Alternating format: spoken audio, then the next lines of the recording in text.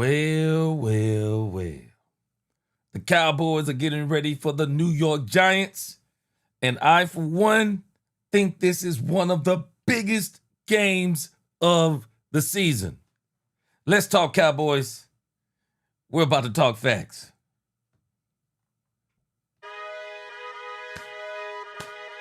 Let's go. Let's go.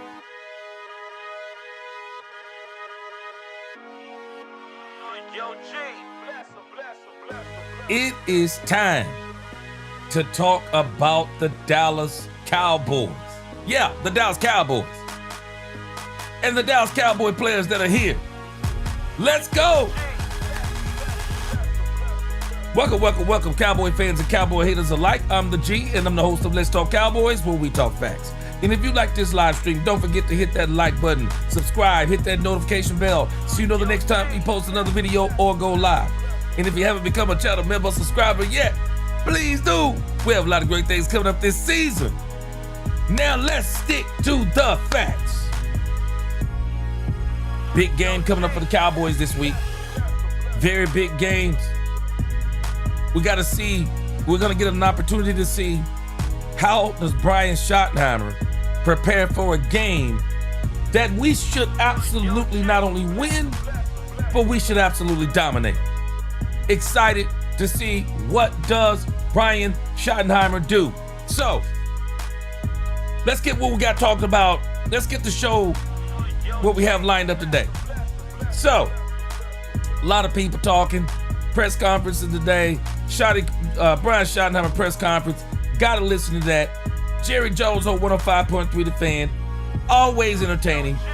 Pat Leonard on 105.3 The Fan, kind of giving us a Cowboys-Giants preview. Then we're going to go through our own Cowboys-Giants preview, looking at how these two teams stack up against each other. We're going to talk somewhat about players to watch on both teams. We'll talk about the injury report, and there is a very significant development for the New York Giants, which may not bode well for the New York Giants. But nevertheless, that's the show today. Brian Schottenheimer press conference, Jerry Jones interview 105.3 The Fan, Pat Leonard 105.3 The Fan, Cowboys versus the Giants. We're going to look at the total breakdown, players to watch, and the injury report. Let's go.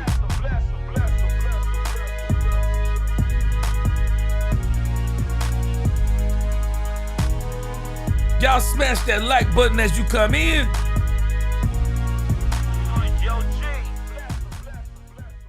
Let's get a quick roll call, then we go get this thing popping. Let's go. Daniel Lynn, my right-hand man, is up in here. Let's go already. Let's get this thing going. LaQueen, one of my sisters from the beginning. Let's go. Rena Zaguini, what's up with you? He said, best show on YouTube. Yes, sir. Appreciates the love. He said, even after the loss of yesterday and our win Sunday, they will remain the Commanders above the Cowboys on that nonsense power rankings. Man, that thing is a joke.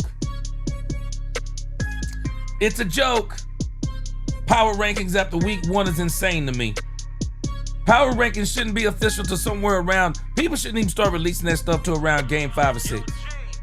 So now they have to support their narratives. Robert Dudley in this thing. What's going on? Hey, what's going on? John Henry up in here. Justin Durham. What's up? Cowboys Nation 600. Richard Owens. A Star is Born. What's going on?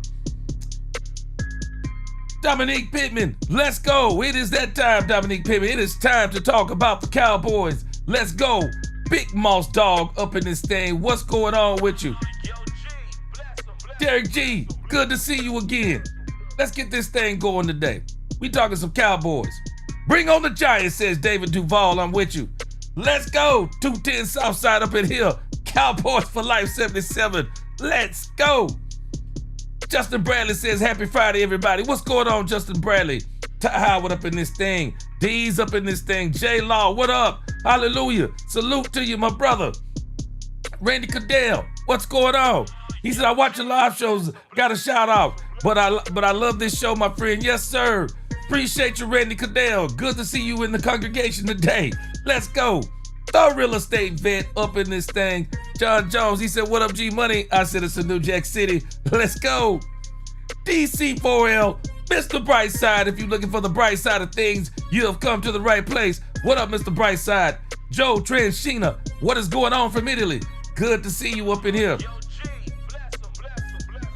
Mason Bartlett, what's going on? He said, best live stream in the game. I appreciate you. God bless you.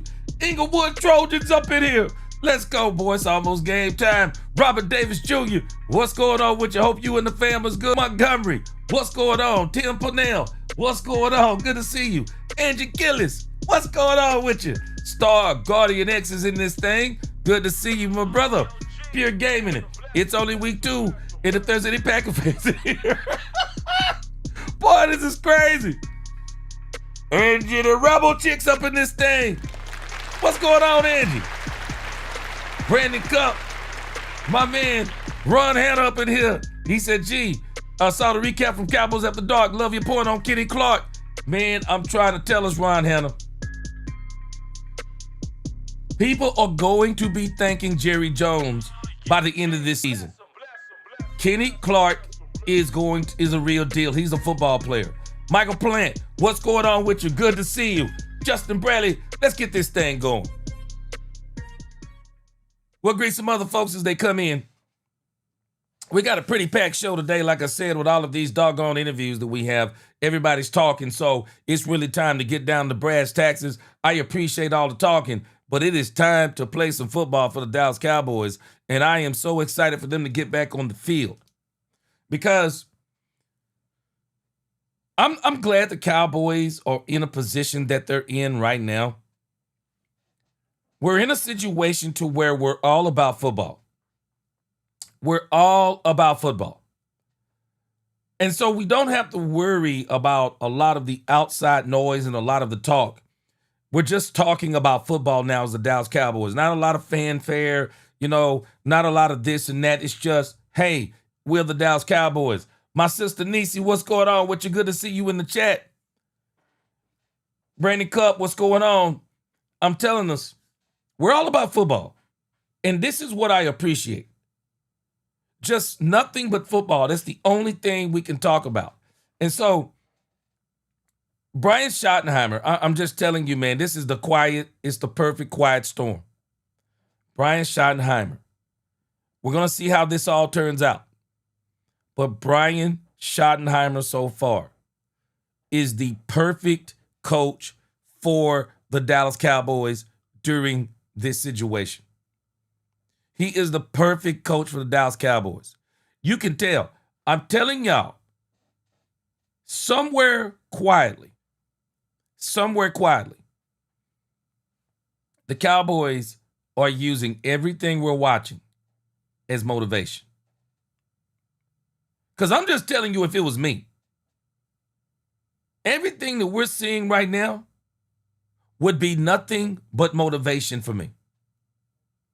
Teams, they're counting the Cowboys out. It's embarrassing that the Washington Commanders were in the top 5. And Tom Brady still has them, I think, in the top 5 or the top 10. It's embarrassing. The Commanders are not good, people. This NFC East race is between now, I believe, the Cowboys and the Giants. Unless the Cowboys prove me wrong on Sunday. But this is between the Cowboys and the Eagles. I'm sorry, this is between the Cowboys and the Eagles. Unless the Cowboys prove me wrong against the Giants. It is down to a 2-team race to me in the NFC East. The Cowboys and the Eagles are the best 2 teams over there. Man, the talent on the Dallas Cowboys offense, I'm not just talking about skill positions. And that's the part where I am so happy. We're not just talking about because we got George Pickens, even though George Pickens is a big part of that. I'm talking about Cooper Beebe, Ty Smith, Tyler Booker. We are physical where we need to be physical, in the trenches. And I'm telling you, I don't understand why they keep being prisoners of the moment. Edge rushers are not winning Super Bowls. It is the team with the great defensive tackles and the great offensive guards and centers. They're winning playoff games and they're going to the Super Bowl. We are currently constructed exactly the way you want to be constructed if you want to win a Super Bowl. Brian Schottenheimer, I thought about this the other day. Let me tell you how genius Brian Schottenheimer is. We got some more of the family coming in. Brandy, welcome to the congregation. What's going on? Newhouse fam, Michael playing up in here. Good to see y'all. Welcome to the congregation. Brian Schottenheimer. The more I think about things that he said before the season, building your team inside out, talking about defensive tackle play, talking about trenches play, it should be no surprise to us what the Cowboys did now. This team was trying to get better inside. They thought Mozzie was going to be the answer. Mozzie isn't the answer. We already know this now. We have the answer. It's Kenny Clark. Kenny Clark is the answer. Kenny Clark and also Diggy Zua, I'm telling you by season's end, Kenny Clark and also Diggy Zua will prove to be the best defensive tackle duo in football.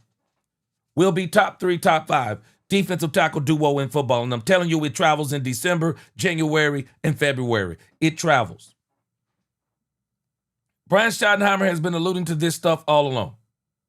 And people are so foolish in their talking. What's going on with you, Bernard Fields? Good to see you in here. We them boys. Well, good to see you. Cowboys Nation 600, what's going on? Jamalism, what up? Good to see y'all. Poobie D up in here. Got my back. Let's go. I'm telling us, man, defensive lines travel well. And for people who keep criticizing the Cowboys, because they're trying to continue to make moves, why would we be criticizing the Cowboys for trying to sign Jadeveon Clowney? And because Jadeveon Clowney hasn't decided to sign, we're clowning the front office. We're clowning Stephen Jones and Jerry Jones. It is Jadeveon Clowney who decided not to sign with the Cowboys yet. The Cowboys are continuing to try and tweak this team, and it has nothing to do with the trade as much as it is, let's continue to get better. Let's continue to get better. I love the trade. Nobody's talking about Kenny Clark. I told y'all before, edge rushers are sexy. Nobody wants to talk about defensive tackles. Nobody wants to talk about defensive tackles until you win the chip and they figure out, oh, it was their trench play. It was their play in the trenches that really was the deciding factor. You probably won't hear people talking about Kenny Clark the way that they should and the impact that he's going to have on the Dallas Cowboys defense. You watch what this Dallas Cowboys defense looks like this week. You thought we looked good against the Eagles? Wait until you see what the Cowboys defense, especially their defensive line, wait until you see what they look like this week. Kenny Clark and also Diggy Zua are going to prove to be one of the greatest investments we've made in a long time. And so it's no surprise Brian Schottenheimer was really alluding to this all along, and now Brian Schottenheimer is trying to recruit Jadeveon Clowney. So it makes me wonder, like, what is Jadeveon Clowney asking for? What is he asking for?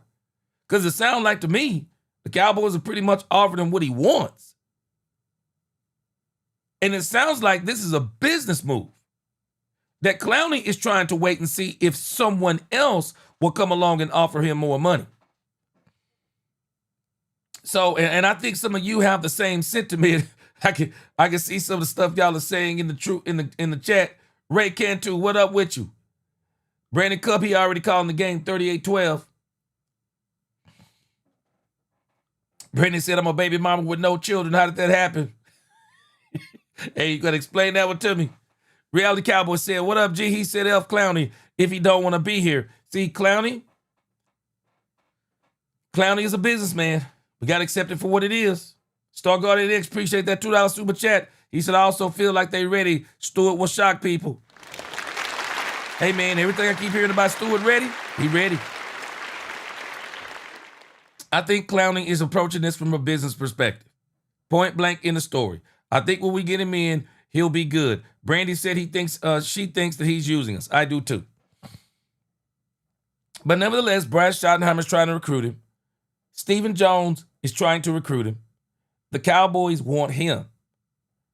And I don't think this is a thing about the Cowboys are trying to lowball him. At least I don't think it is. And it hasn't been even reported that the Cowboys are lowballing him. It just sounds like to me he wants to see what his options are.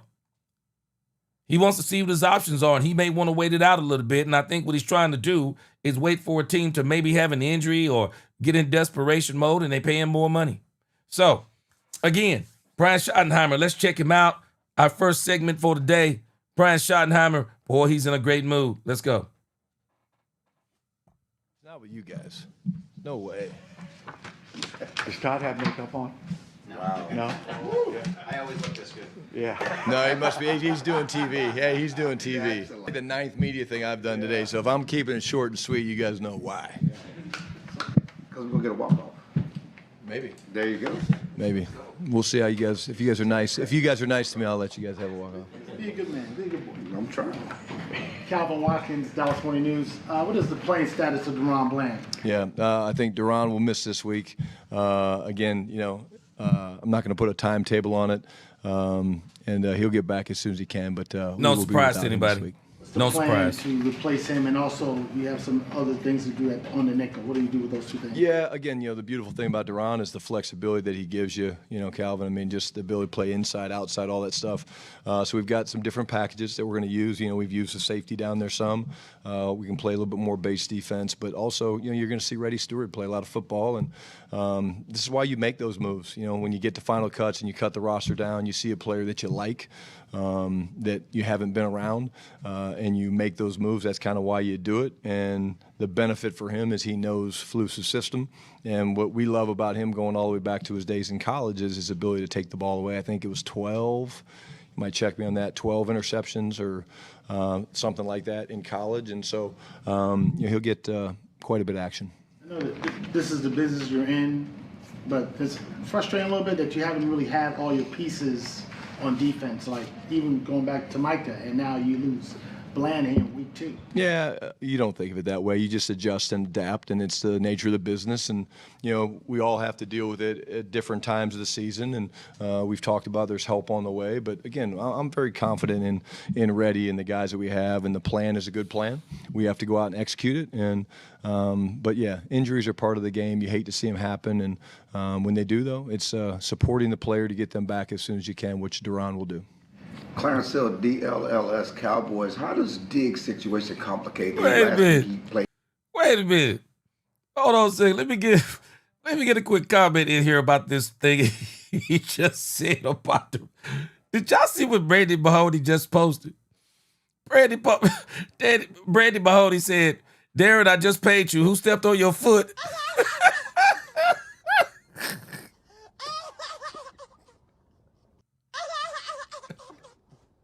She said, "Who stepped on this man's foot?" Boy, I give up. Mainly just nickel and playing in the base defense. And how does his situation come? Is he ready for more of a load to play in the base defense? Yeah, I think he'll play some more. Again, is it going to be a full game? We'll see kind of how he's feeling. But there is a ramp-up thing that we've talked quite a bit about. I thought he did play really, really well. I think he's practicing at an extremely high level. That's exciting for us. You'll see him in some more packages than just the one you saw last week. That was, again, part of the plan. But, again, to say he's going to play the entire game, I'm not ready to say that yet. We'll see how he does in practice today. And, again, they've got some weapons. I mean, Malik Neighbors is obviously an extremely young superstar, I think. And, again, they'll be difficult to keep a top on, Speaking of Reddy, is he more of a slot guy? Does he play outside? How do you? Yeah, he's more comfortable inside. He's more comfortable. He played outside some for Minnesota in the preseason. He's more a better fit to play inside just because of his instincts, and he's a really good blitzer. And so I think he's more comfortable inside, especially being new to the system. And not the system, the team. One more question. If Freddie's more comfortable inside and Diggs does not get the full load outside, who's the other option to play outside for if Diggs is not going to go for it? Yeah, we're going to look at some different things, some potential elevations and things like that. But, again, we'll be watching today's practice. We got some good competition going on out there. Brian Todd Archer with ESPN. Is this an We're probably going to see a little bit more of a workload for Trevon Diggs. I hope the Cowboys are very careful with this. I think what they're doing to Trevon Diggs is perfect. Put him on a pitch count. Let him kind of work himself way back in slowly. You had him on 27 snaps, I think, last week. I wouldn't go too much above even that. If I'm the Cowboys, I would try to keep it at about 30. If I'm the Cowboys, what I'm really looking forward to is maybe we can get some ball control and just control the time of possession on the New York Giants. And every time we get the ball, hopefully we can score a touchdown and just really keep the defense off the field as much as possible. That would be the ideal situation. But I hope the Cowboys don't try to really push him, especially to that 40 snap range. I just think Trevon Diggs is doing extremely well, and I think it'll do him well to continue to stay on that pitch count.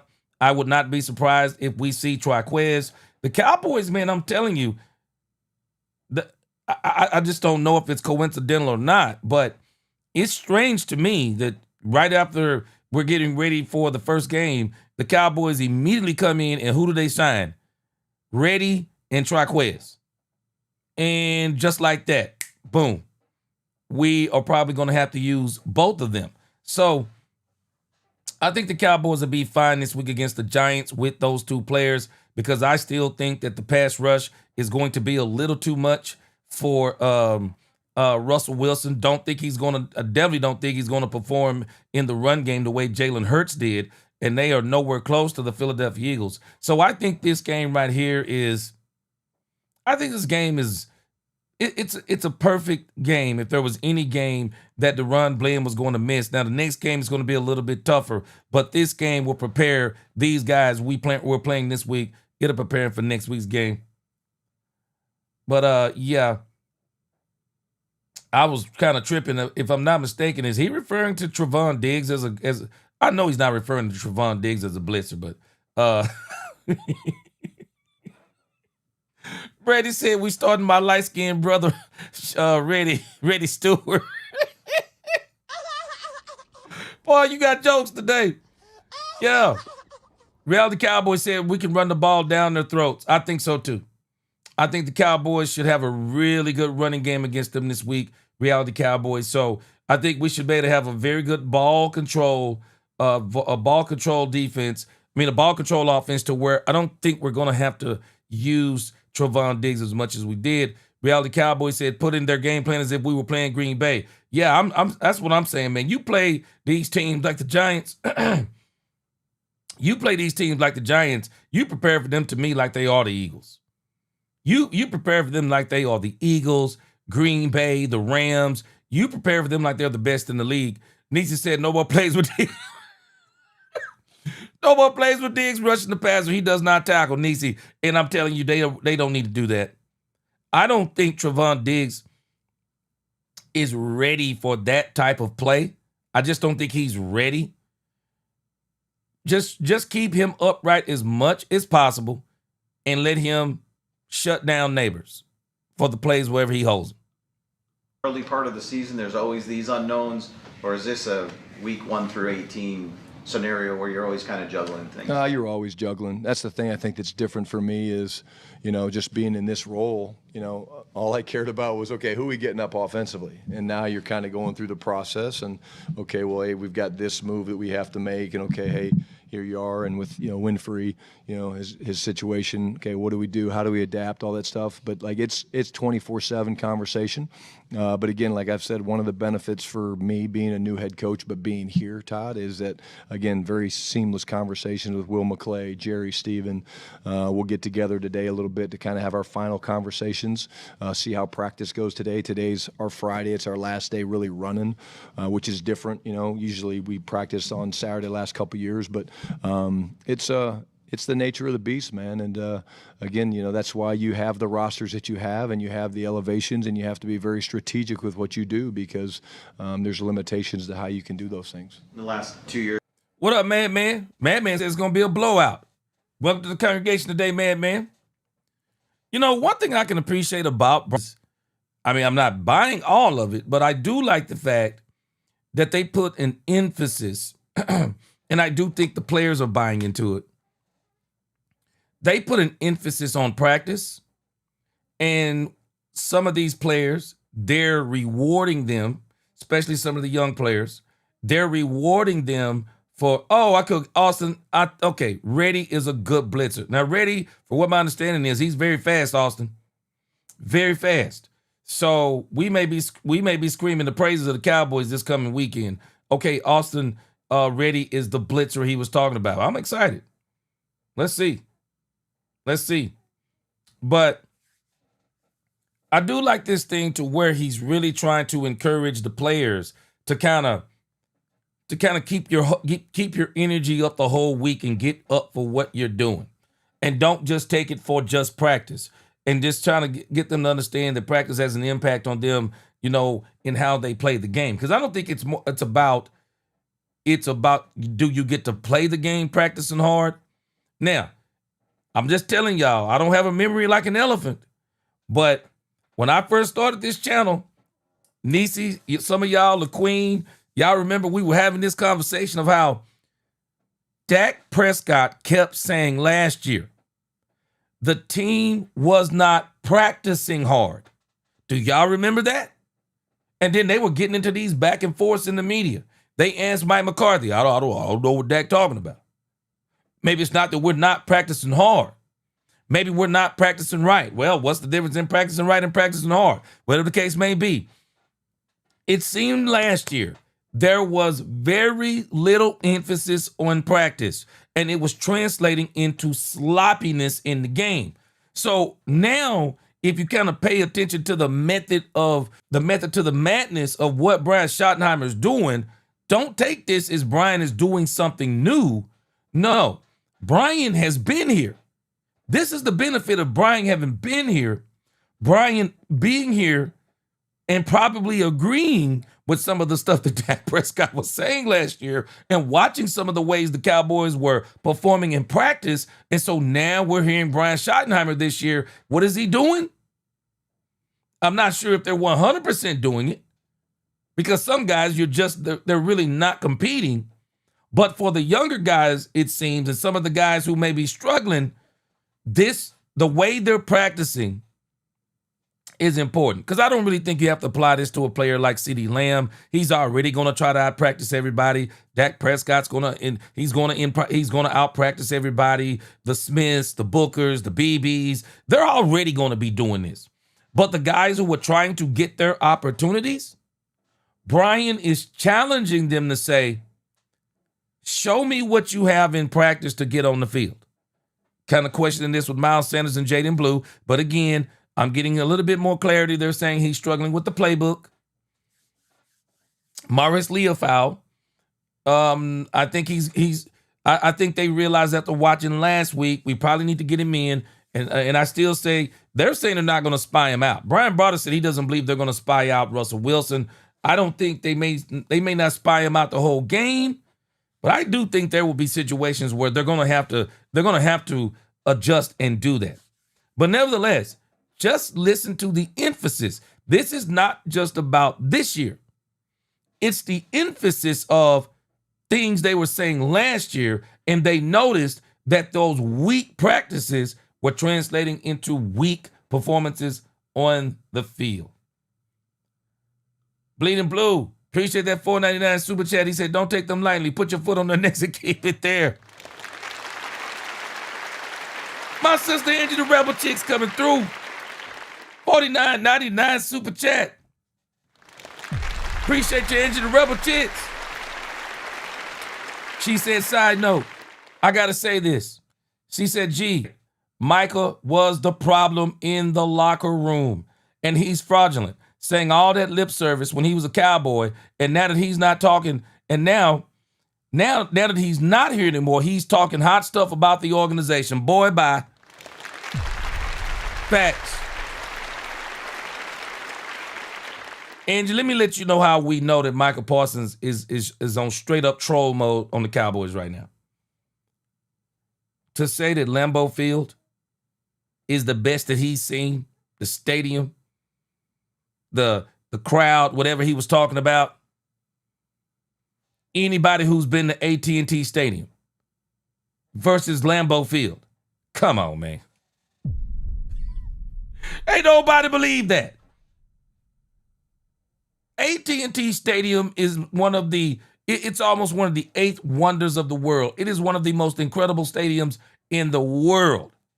To play in Dallas this long and then say that about Lambeau Field, we're going to see if he's saying that in that cold when the boys drop the dang 0 degrees weather. We're going to see how much he be talking about it then. But Angie, I'm telling you, this locker room, and this is the part that people, and I don't think this is a maybe a Ryan Clark, Peter Schrager discussion of people don't understand, you haven't played the game. I don't think it's necessarily about playing the game. But if you've never been on a team, I don't even think it's about, it can be any team. People think the on the field, the on the court, the in-action stuff is the only thing that matters. No, that's the stuff that you see. But what matters to teams also is the stuff you don't see. It's the stuff you don't see. That matters to teams. And if people don't think the locker room matters, you're crazy. And I mean that respectfully. You don't understand teams. You watch sports, but you don't understand teams. The locker room, the locker room, the break room, the board room, all of that is important. Man, there is nothing worse. I don't care how much a person performs. It matters what kind of person they are behind closed doors. It matters. And the Cowboys, I'm telling you, I believe they're motivated.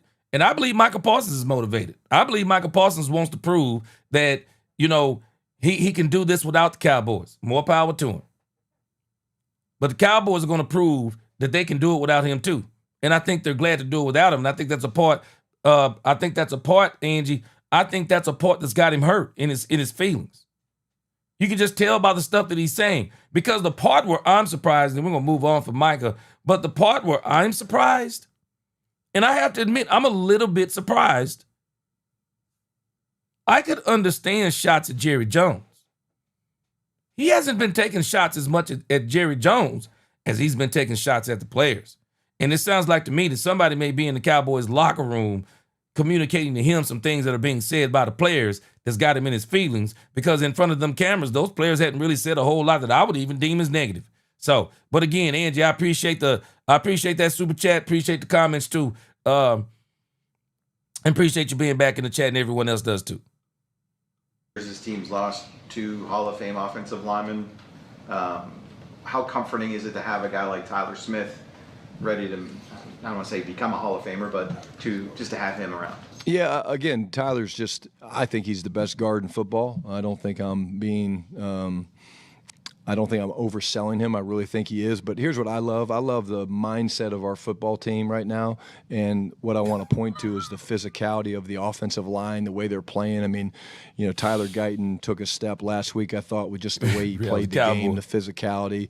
We all know who Tyler Smith is. Cooper Beebe, I mean, his command and leadership is awesome. Tyler Booker, he's wired the right way. And, of course, there's Terrence Steele, who's the guy that, again, he's just been here the longest of those guys. But, like, even Dak feels it. Like, the Javonte feels it. Like, those guys, there's an urgency, man, and they want to play the game the right way, and that's exciting.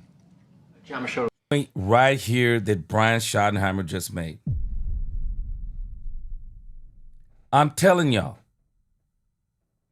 this team is motivated on a level that we don't understand right now.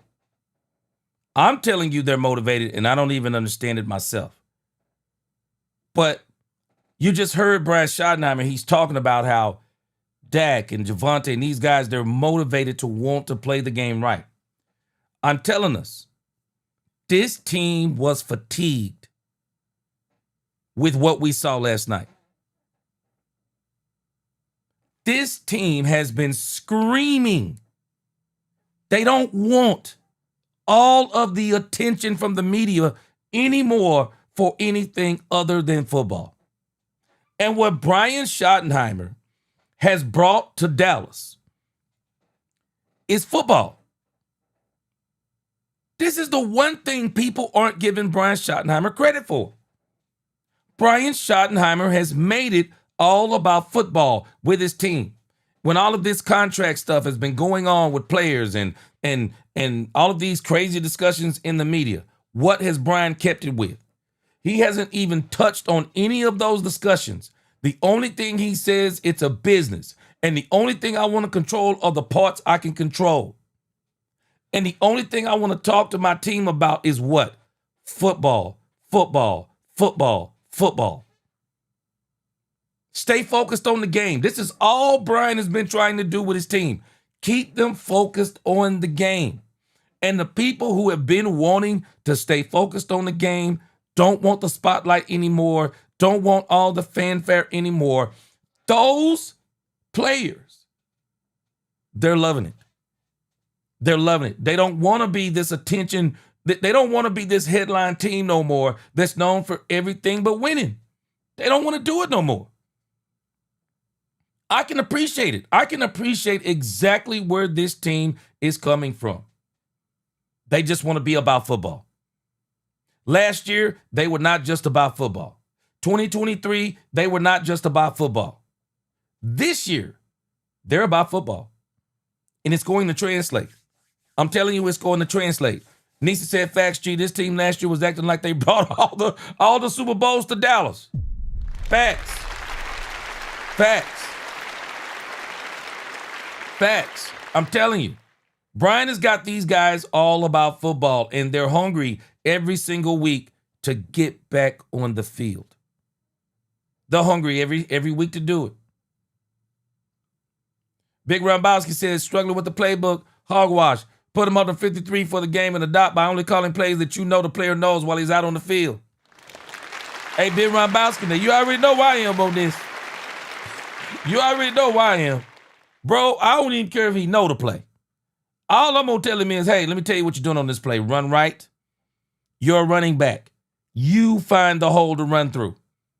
Man, running back just translates to the NFL. Hey, run between Cooper Beebe and Tyler. Man, I'm that simple with this thing if it's me. But again, I see what he's doing, Rombowski. I see what he's doing. He's really trying to keep this team focused throughout the week so that they don't be unfocused in the game, because this seems like that was happening last year. Derek G said, so McCarthy, so was Mike McCarthy just not practicing it last year, or was he just bad at scheduling the right practice? Man, I don't know, but I'm just telling you, Dak Prescott was coming out putting he was putting this man on blast. He was coming out saying that Dak said, yeah, we're not practicing good. Yeah, we're not practicing right. We're not practicing hard. Dak was putting his boys on blast. He was putting them boys on blast. Now Brian Schottenheimer comes out this year. What does he say? The emphasis on practice. Practice, practice, practice. Emphasis on practice. Crazy. Crazy. D's talking about that thing about the field. I think he says blatant lies. Elston said Lambeau Field be better, better be the best he's seen. There's nothing else to do in Wisconsin, so enjoy it. Brady said, I've been to Lambeau and anywhere, and I had to be in an open stadium. It's not a good day. Man, ain't no way. Ain't no way. You wait till them temperatures drop, though. Boy, you wait till them temperatures drop. Shoot, boy, I heard being up in them places like Green Bay and Chicago. Shoot. Man, I heard that's a different kind of cold in the places. That's a different kind of cold in the places. Shoot, man, everybody know AT&T Stadium, one of the best stadiums. It's one of the best stadiums in the world, period. Period, man. But anyway, hey, Brian got these dudes. Brian, I'm telling y'all, man, somewhere behind closed doors, these boys are using all this stuff they're seeing as motivation. And I think they're glad that they're focusing totally on football. With the Athletic, would you say things went with you and Clayton in week one in the communication and things like that? And Just kind of how do you think that can grow? Obviously, he's a guy that's up in the booth and not on the sidelines. Yeah, I think that's probably the biggest thing. You know, John Clayton probably wants to jump out of the booth every 5 or 10 plays because he's, you know, most of these, you know, tight end O-line guys, right? They're used to being down on the field. But me being the play caller, certainly Clayton has a great set of eyes up in the box. And I thought the communication was really, really good. You know, he's quick to be able to diagnose things. He shares the information very, very well. He and I find the pockets of time to make sure we're on the same page. But again, when you've got a guy like Clayton that's an elite coach and he's an elite communicator, it allows you to get the information that you need in a tight window because you're trying to make the adjustments and stuff, but you got your head coaching duties, so you kind of have to stay, you know, close to the action. But I thought it was very, very good, and it'll get better just because, again, the more comfortable you get, you know. And you mentioned the other day, I think, his sense of humor. When does he get a chance to show that? Because he's not going to show it to us when he's sitting where you're sitting. You guys have got to get him a couple beers, you know, have him, you know, have a social or something. But it's honestly every day. It's every day. It's in front of the offense. It's in front of the coaching staff. That's just the way he's wired. And again, I like it. It's great. It's good for the players. They like it. It relaxes them. Again, I say it all the time, man. We're so blessed to play this game and coach this game. And Amen. If you can't have fun doing it, then why would you do it? Amen. Nick Harris, Fort Worth Star-Telegram. We saw Kevontae Turpin's integration. I'm telling y'all right now, too. One of the greatest additions to this football team that people will not give them enough credit for, it is the doggone coaching staff. Boy, people are not giving this.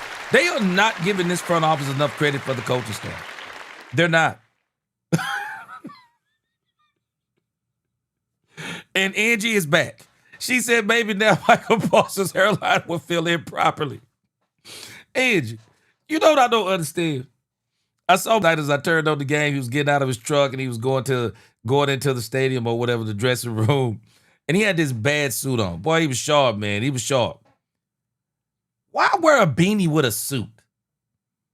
A Scully or a beanie, whatever it's called, with a suit? Bro, just shave your hair off, man. It's not that crucial. Shave your hair off. I don't understand why people fall in love, especially men. Why fall in love with hair? I understand women, but why men? Why fall in love with hair, bro? If your hair is struggling, just cut it off, man. It's just that simple. Cut it off. The ladies will still love you, especially when you got pockets like his. Well, ain't no woman looking at your hair no more, bro. Just shave it off. You're good to go. You'll find it's less maintenance. I mean, there's just so many different things that goes into cutting off your hair. I was like, come on, just cut y'all, bro. You just messed up a great look. A great look. Sharp suit he had on last night, too. That thing was nasty. Need to give me one like it. The offensive training camp really take a step forward. But again, the Cowboys coaching staff, they're not getting enough credit for this. This coaching staff the Cowboys got is going to pay dividends. Dividends down the end. My man, Ice Cold Cowboy up in this thing. Ice Cold, what up with you? Angie is back, Ice Cold. What's going on? Man, I'm telling you, Cowboys not getting enough credit for that coach. They're not getting enough credit for the coaching staff. And we're going to see it as it continues, as we continue to go down this season. We're going to continue to see how the coaches have really helped out this culture and put these players in the best position to succeed. Jawan, what's going on, Jawan 100? He said, what up, G? He said, I love this Cowboys fellowship more than any other channel on YouTube. Yes, sir. Welcome to the congregation. I appreciate you, my brother. Coming into this second contract that he's got, we saw him on the field in week 1 being used either as a decoy or putting the ball in his hands. How valuable is a piece like him in the offense that you're trying to? Kevontae Turpin. Multiple, Nick, and he's a guy that gives you that. He's playing more receiver right now. I think the reason for that is, he is truly a weapon. His speed is different, and he's developed. He's earned that. He's earned the ability to play more receiver. And, of course, anytime you can get him the ball, teams are smart. They don't want to kick to him. You saw Philadelphia truly just kick it out of bounds on punts because they didn't want to mess with him. So it's our job as a coaching staff to use him. And, again, I say this a lot, but it's worth saying. He has learned how to pieced the package together. And because now he's so confident in learning our system and how we move him in so many different spots, the sky's the limit. But he doesn't need much space. And you get the ball in his hands, and there's no telling what he can do with it. And then with Mozzie Smith, a couple of his best performances in his career have. Guys, I did listen to this one. I normally don't, but I listened to this interview today all the way through before I came on. What this man is about to say about Mozzie Smith is mind-blowing to me. And if they don't put Mozzie on the 53, I'm gonna keep my eyes out for that. As a matter of fact, see if there's any update on it. But if they don't play Mozzie Smith this week, they might as well trade this man. Listen to what he says about Mozzie. Been against the Giants. Do you factor that in going into making game day decisions, or is it more about what he's done lately? Yeah, it's more. Again, I agree with you. He's played really well against the Giants, but it's not about that. You don't say, hey, this guy, he's got the magic answer against the Giants. It's more about, hey, what are we seeing in practice, and what are we seeing in meetings, and is he competing every day the way he's supposed to? And the answer to that is he's been good this week. He's having a really good week. That doesn't guarantee anything,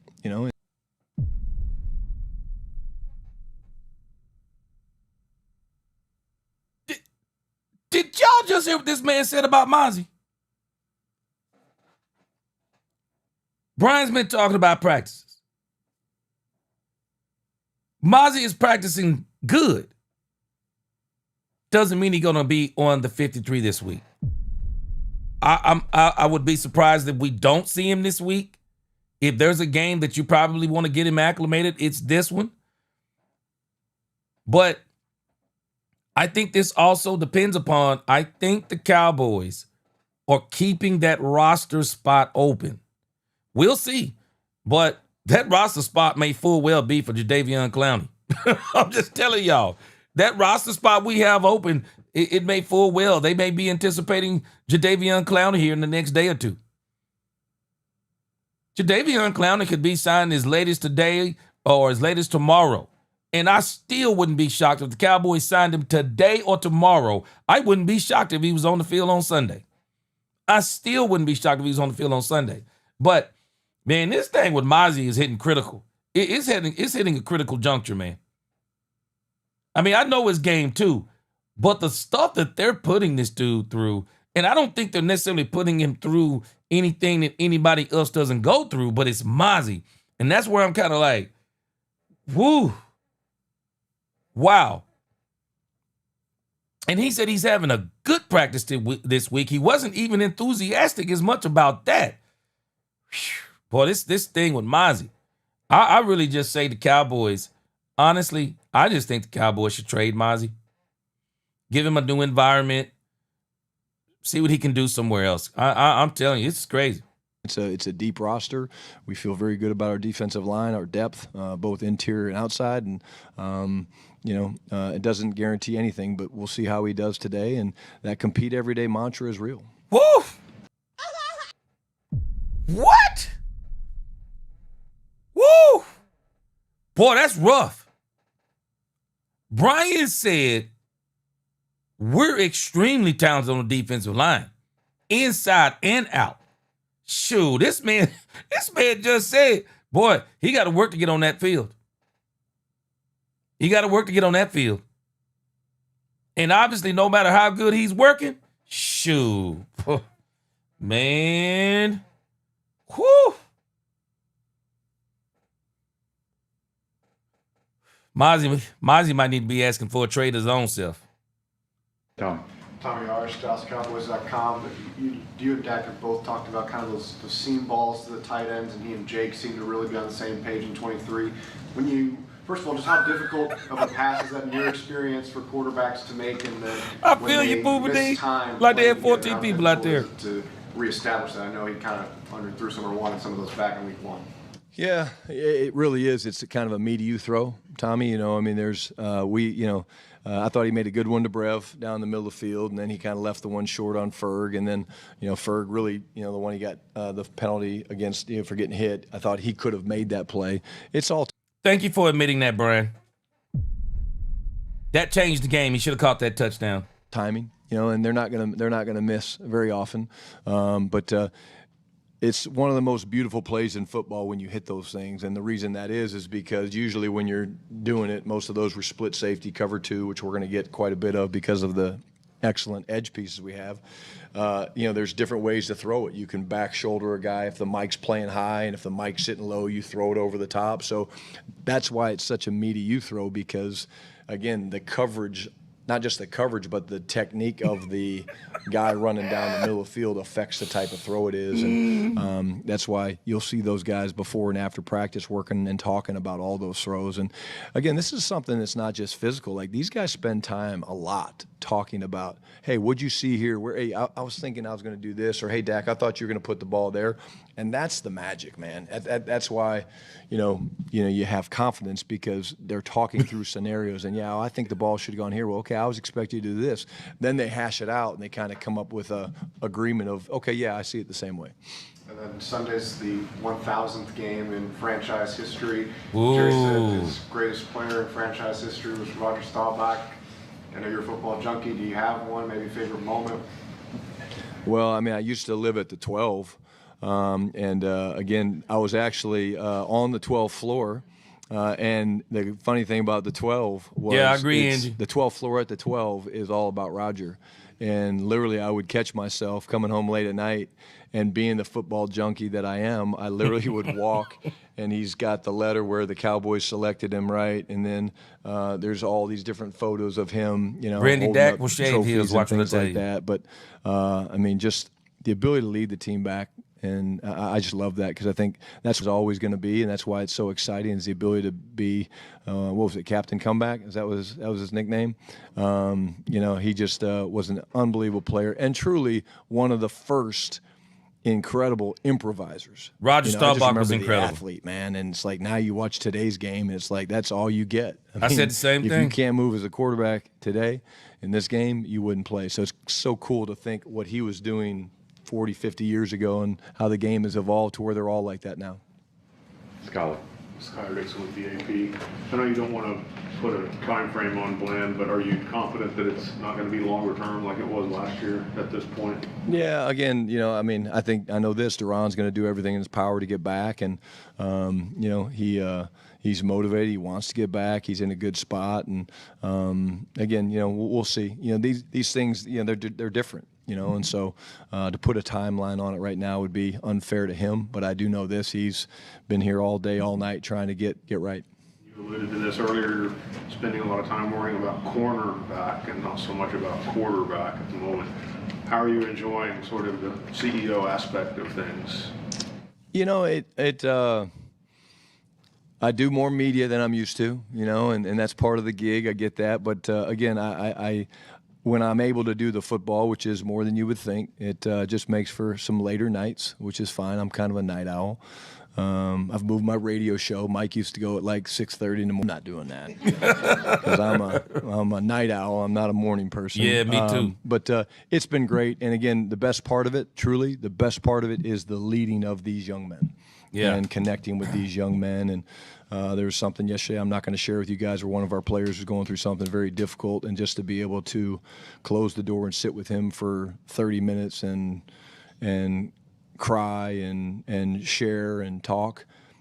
I love that, and I think that's one of the strengths of mine, is I truly am a compassionate person that loves these guys, and those aren't just words that I put out there for the world to impress people. I really don't care. That's who I am, and that's more important than the X's and O's. I'll stay up late and get the X's and O's done. Garrett. Garrett Podell, CBS Sports. Brian, you were emotional in the national anthem before your first game as the Cowboys head coach. What would that feeling be like for you after getting your first regular season win as the Cowboys head coach?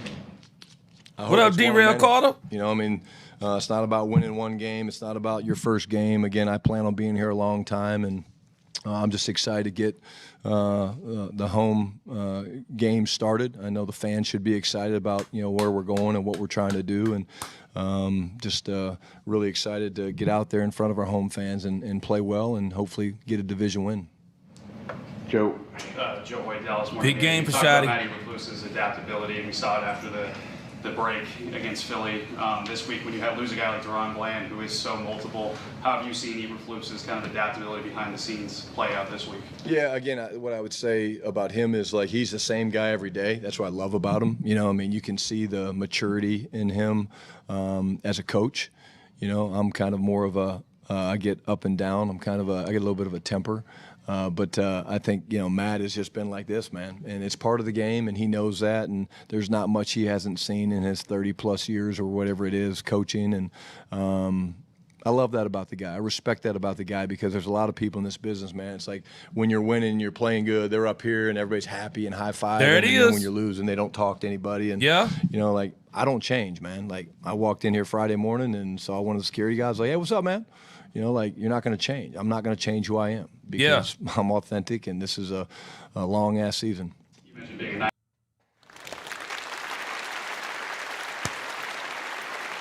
You know what? Just had an epiphany. You know why our Dallas media, and shout out to the Dallas media today, interviewing Brian Schottenheimer. I listened to this entire interview before I came on. They didn't ask one question about Michael Parsons. Shout out to the Dallas media. Didn't even allude to it. But I can see why people like Ed Water, you know, I follow Ed Water. I like Ed Water. But I understand why people like Ed Water is actually covering the Michael Parsons thing so hard and why the media is covering the Michael Parsons thing so hard. Y'all ready for an absolute bombshell? Because the Dallas Cowboys are all about football. They're not giving you stories anymore.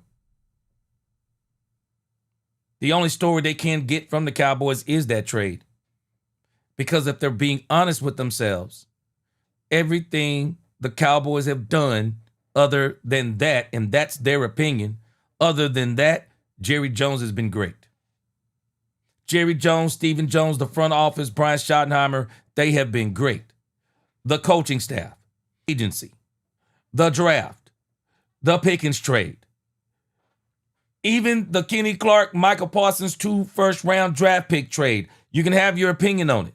But in the grand scheme of things, everything this team has done since Brian Schottenheimer hit this store has been all about football. The only story that really was a story with the Cowboys was Micah.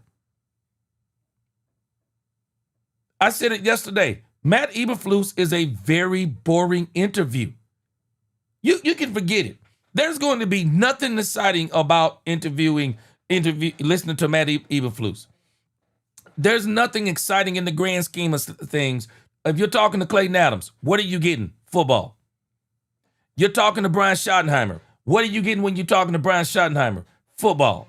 When you talk to Kenny Clark, it's amazing to me that Kenny Clark is in Dallas. I haven't heard this man say any negative thing about the Green Bay Packers.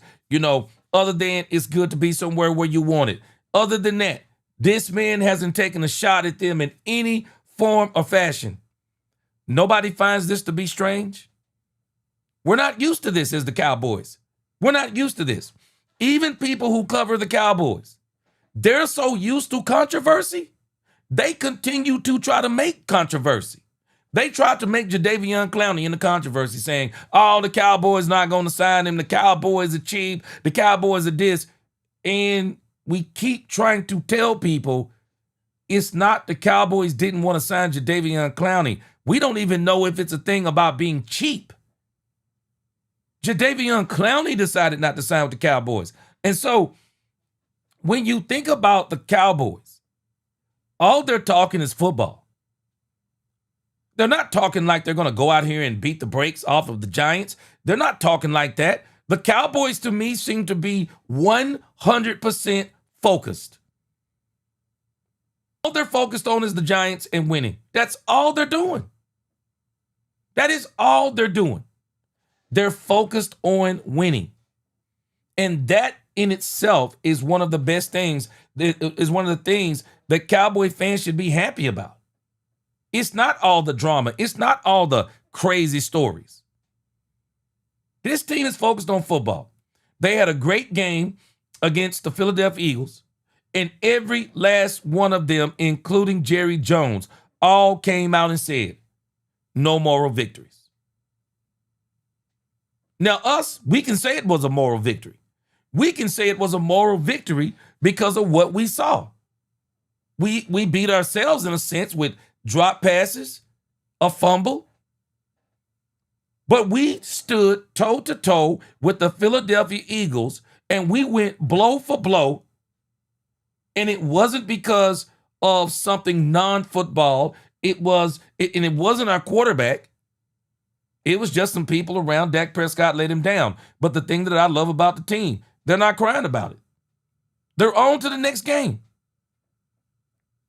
They're not sitting around dwelling on it. Nobody's pointing fingers. Nobody's saying this, your fault, or no one's saying any of that. Everybody has full confidence. Brian Schottenheimer has this team where I love them. They are mentally ready, and that's what we need to be.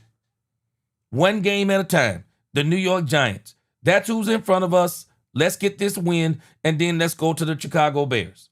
One game at a time. Green Bay can wait. It has to wait because it's not the next game.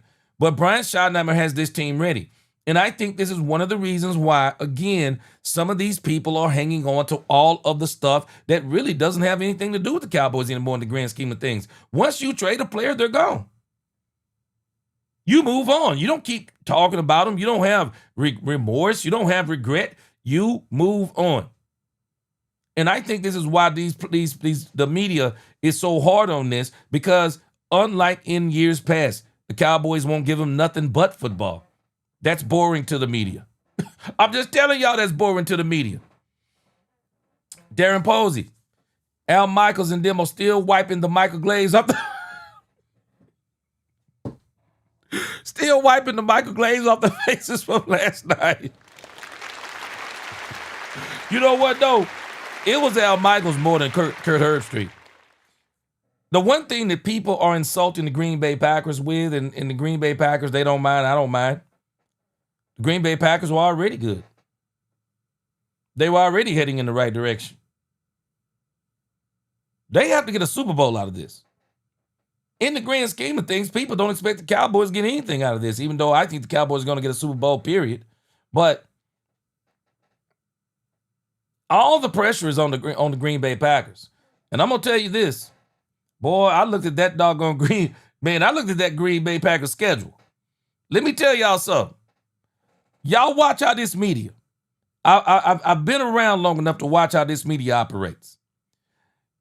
Y'all watch how this media operates when the Green Bay Packers get to some teams.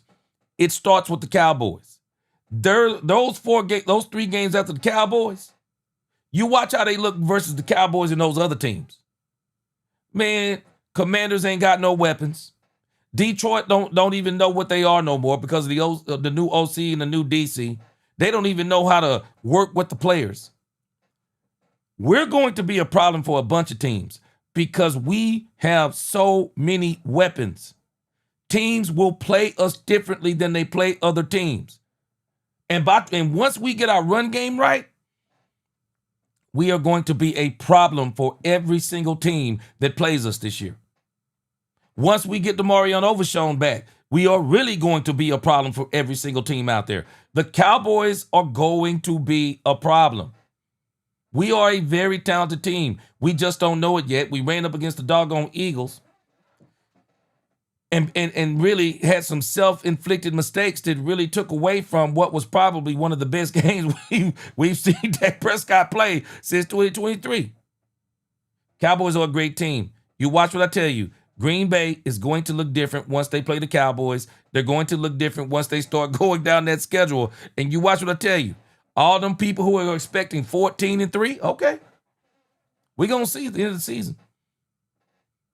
Expecting 15-2, 14-3, okay. Meanwhile, the Dallas Cowboys, I like the fact they're mispower ranking you. I like the fact they're not putting expectations on them. I like the fact they've written the Cowboys off. The Cowboys are focused, and I love it. Night owl too. What does that look like the night before a game? I sleep great. It's really more for me. We'll have meetings the night before. Tomorrow night we'll have some meetings, hit some little touch point things we have to hit. You'll do that on noon games and 3:25 games, primetime games. We don't bring them in. We'll bring them in the next morning. But, yeah, I'll finish up the things I need. I'll practice calling the game a couple times with Tyler Boyles and go home and sleep like a baby. And I'll be up early because of the noon game, but excited about getting to AT&T.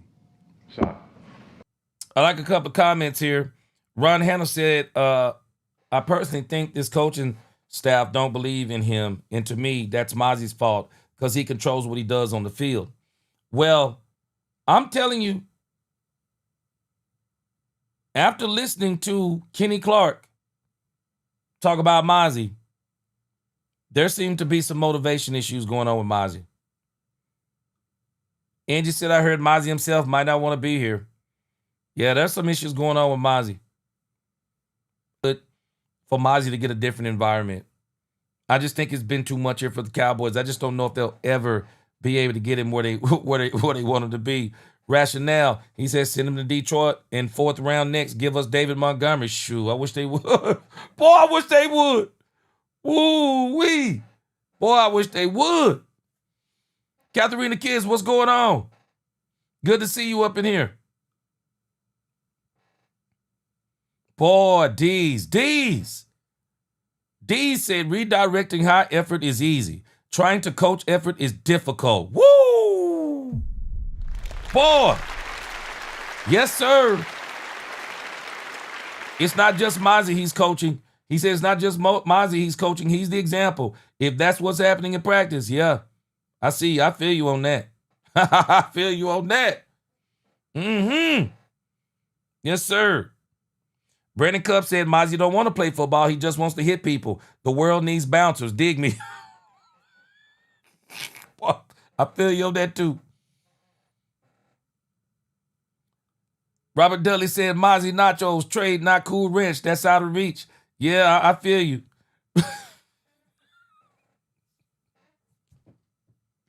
Brandy, you and Edge got me rolling with this light-skinned hairline talk. Andrew said light-skinned hairline still gets no pass from me. Cut that mess off. I cut mine off. I think FBA said that's a lazy way to do it, but I feel you. Austin said, gee, you make your streams feel like after Sunday homecoming service. Yes, sir. I appreciate you, my brother. Call Alder up in this thing. 72 Chevelle just pulled up. What's going on? But again, man, I appreciate y'all rocking with me. But I love where Brian Schottenheimer has this team, the mindset.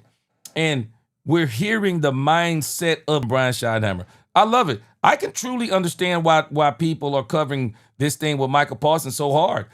Let me just be honest with y'all. Cowboys are boring now. Has anybody thought about this?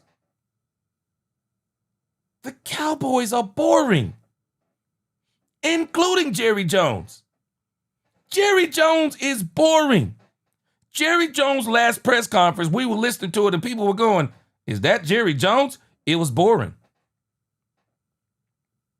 It was absolutely boring. The Cowboys are a very boring listen right now. There's no drama. The drama isn't on the team. The drama is outside the team, being created by the media. MP is creating some of the drama too, with the shots that he's taking at the Cowboys. But as it pertains to the Cowboys, heads down, focused on the game. We'll see Michael when we see him. But right now, it's all about the Cowboys.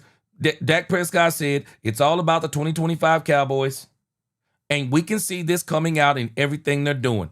I'm telling y'all, I love it. The Cowboys are boring. Sakis of The Athletic.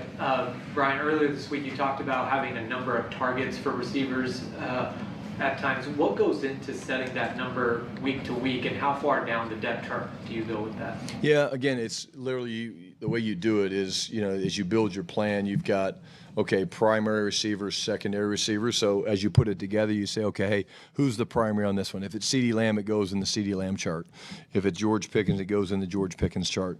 If it's Javonte Williams, it goes in Javonte Williams, Terp, and so on and so on and so on. Some guys have more than others, but most guys are on there. But the size of the sheet, I think I said yesterday, CDs look like this, and it's one that we're flexible, and it's truly where you can actually look at it and say, okay, it's third down and the game's on the line. The way I think of calling, game on the line type plays or end of game plays, you think of players, not plays. That was beat into my head by my father many, many years ago. Don't think of plays, think of players. So that's one of those deals where you look at the call sheet and you're like, okay, this says number 3, George Pickens. Okay, I like that. Oh, let's go with that one. And that's a big part of calling plays, man. Get it to your best players. And I do think the Cowboys need to be intent with their player mentality. You need to, in some crucial situations, call George Pickens' number. George Pickens needs his number called in crucial situations. Now, I do believe that the New York Giants, we should not be in a crucial situation. Boy, I don't think we are, but I'm not saying that we're not going to be. But we should not be in any crucial situations against the New York Giants. I got a strange feeling we may actually get to see Joe Milton III in the New York Giants game around the fourth quarter if everything is going according to plan. But we're going to have a couple more games coming up here, and the Chicago Bears could be one of those games. We got to really call this guy's number in some crucial situations and really send a message to him that he's a playmaker too. That he's a playmaker, and we need to get the ball in your hands. Let's read this super chat for my man, Darren Posey. Appreciate that super chat. Darren Posey said, get rid of Tolbert, Mozzie.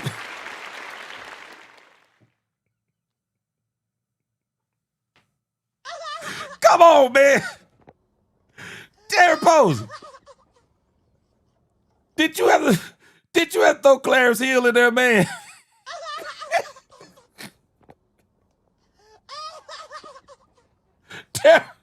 Get rid of Tolbert, Mozzie, and then he threw Clarence Hill in there. I feel you. I feel you, my brother. Yes, sir. I feel you, man. I feel you. Bleeding Blue, appreciate it. Good vibes up in here, man. Y'all are the contributors. I appreciate y'all. Sean Springer, we got a leader of men. Yeah. Angie said we should have traded Blinn, got value for him before it was too late like Zach Martin. We never can get him and Diggs on the field for long. Angie, it seems like we are cursed. I don't believe in curses, but I can tell you this. It seems like we are cursed as it applies to DaRon Bland and Trayvon Diggs getting on the field at the same time. It just don't seem meant to be. It just don't seem like that tandem was meant to be in Dallas. We just can't get them in there. Newhouse fan, what's up, my regulator? He said Mozzie gonna be can't get right. Yes, sir. Yes, sir. I agree. All right, let's hear the rest of Brian. Does game flow factor into that? Meaning, if you have 15 as the target for CD going into the game, but he only has 3 targets in the third quarter, how do you operate through that? Well, again, the first thing you do is you look at the situation of the game. How many plays have we had? Are we running the ball great? If we're running the ball great, then he might not have the same amount of targets. And, again, the big part of this business is adapting and adjusting. And, again, I'll say this about George. I think I said it earlier in the week. The thing about George, he had the 4 targets. He was totally into the game. He was great. And a big part of that is your communication with them about, hey, what are you seeing? What do you like? And the players understand, that the game goes certain ways. And last week we had 25 minutes time possession. Imagine if we would have had 30. And we can help ourselves by converting third downs in the second half. But, I think it does affect it. But, again, when the game is on the line, you're going to try to get the ball to your best players. Brad Sham, Cowboys Radio 105.3 The Fan. Dak was asked yesterday how he thought the play calling went, and he kind of smiled and giggled and like he had a secret that he knew. And he said, yeah, it was pretty good. What did you think of it? I thought it was good. I thought it was okay. I'm always going to be my hardest grader, I guess. I'll be honest with you. You call good plays and they don't work. You call bad plays and they work, and that's kind of the magic of the players. And that's why coaches. Truly, I really, and I do this for a living, but coaches are overrated, man.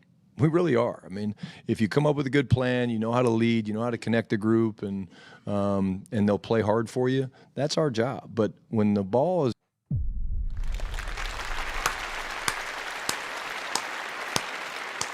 give this man a standing ovation.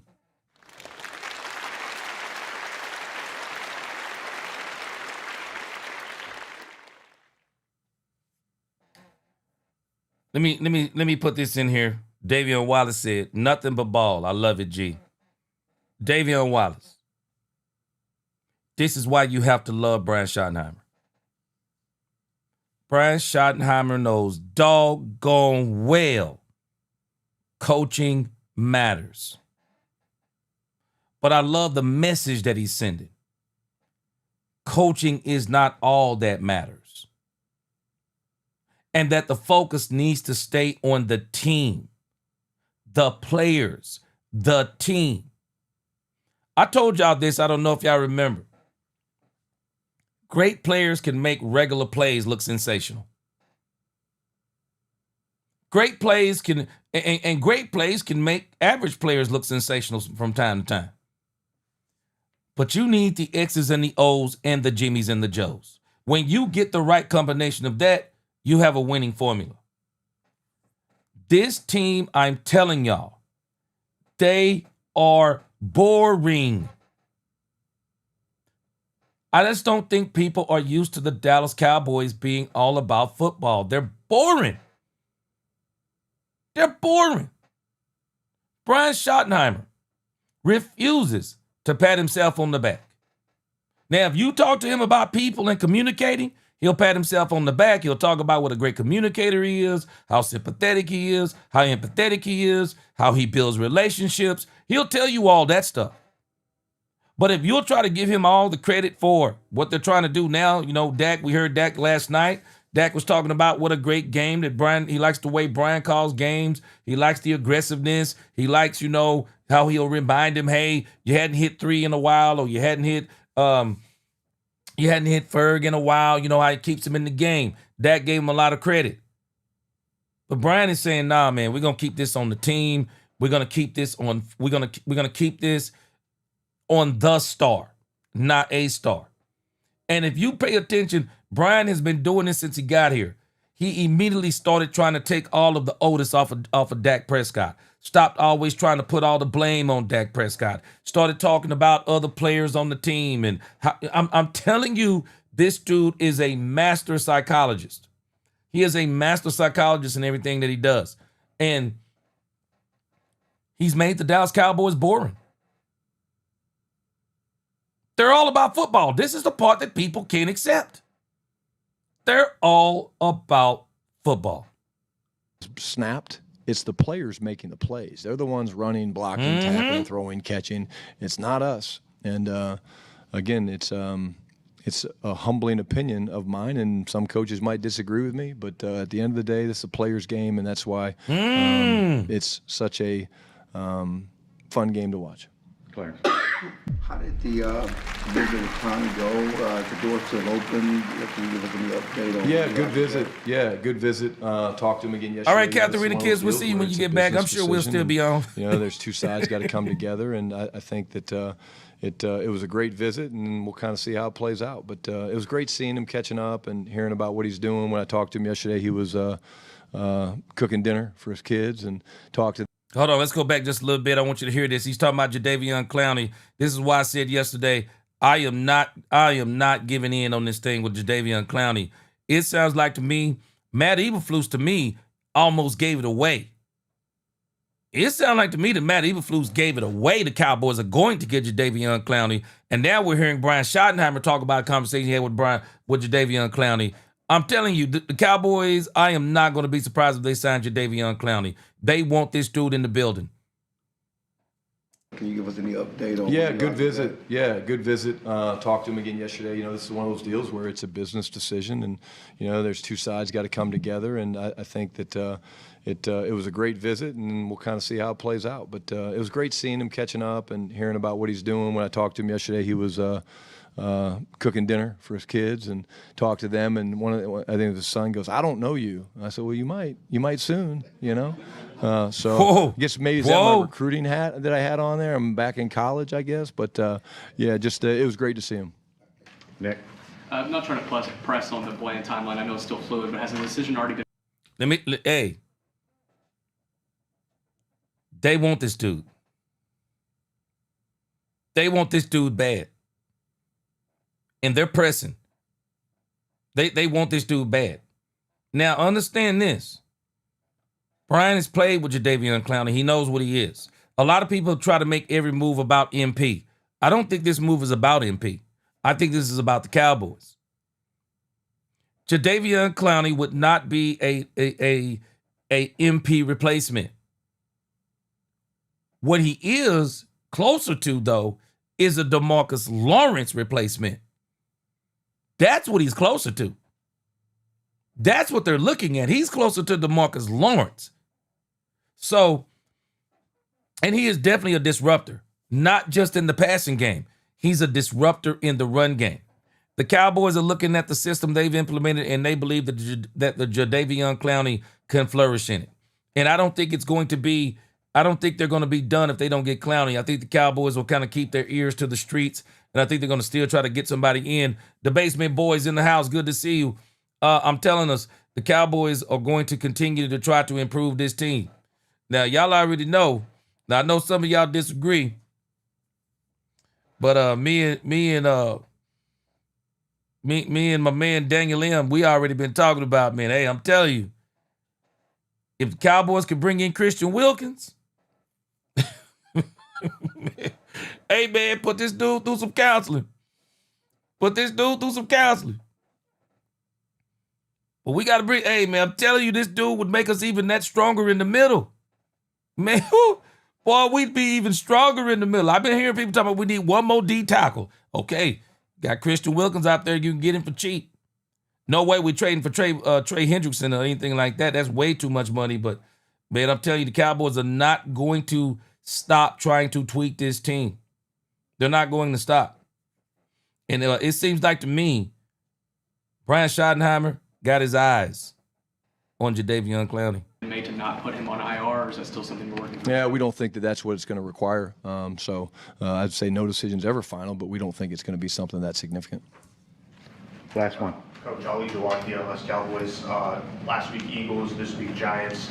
Is there like a greater emphasis when you make the players on these division games, like the intensity kind of go up a bit, whereas like next week you're playing Chicago? Kind of just like touch on that. Yeah, it's a great question, and again, there's no right or wrong answer.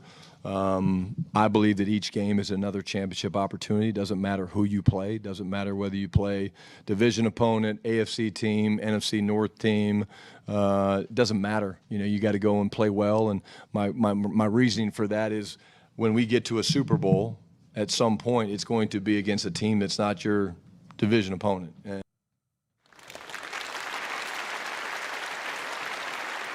Speak it into existence. Speak it into existence. Speak it into existence. Put this in your team's head. Yes, sir. And we want to be able to say, hey, we've been here before. It's just another championship opportunity. Don't change how you act. Don't go into the game saying, oh, we got to try really hard, because I think that's when players make mistakes. So doesn't matter who we play, when we play them, we all look at it the same. All right, thank you. Thanks, guys.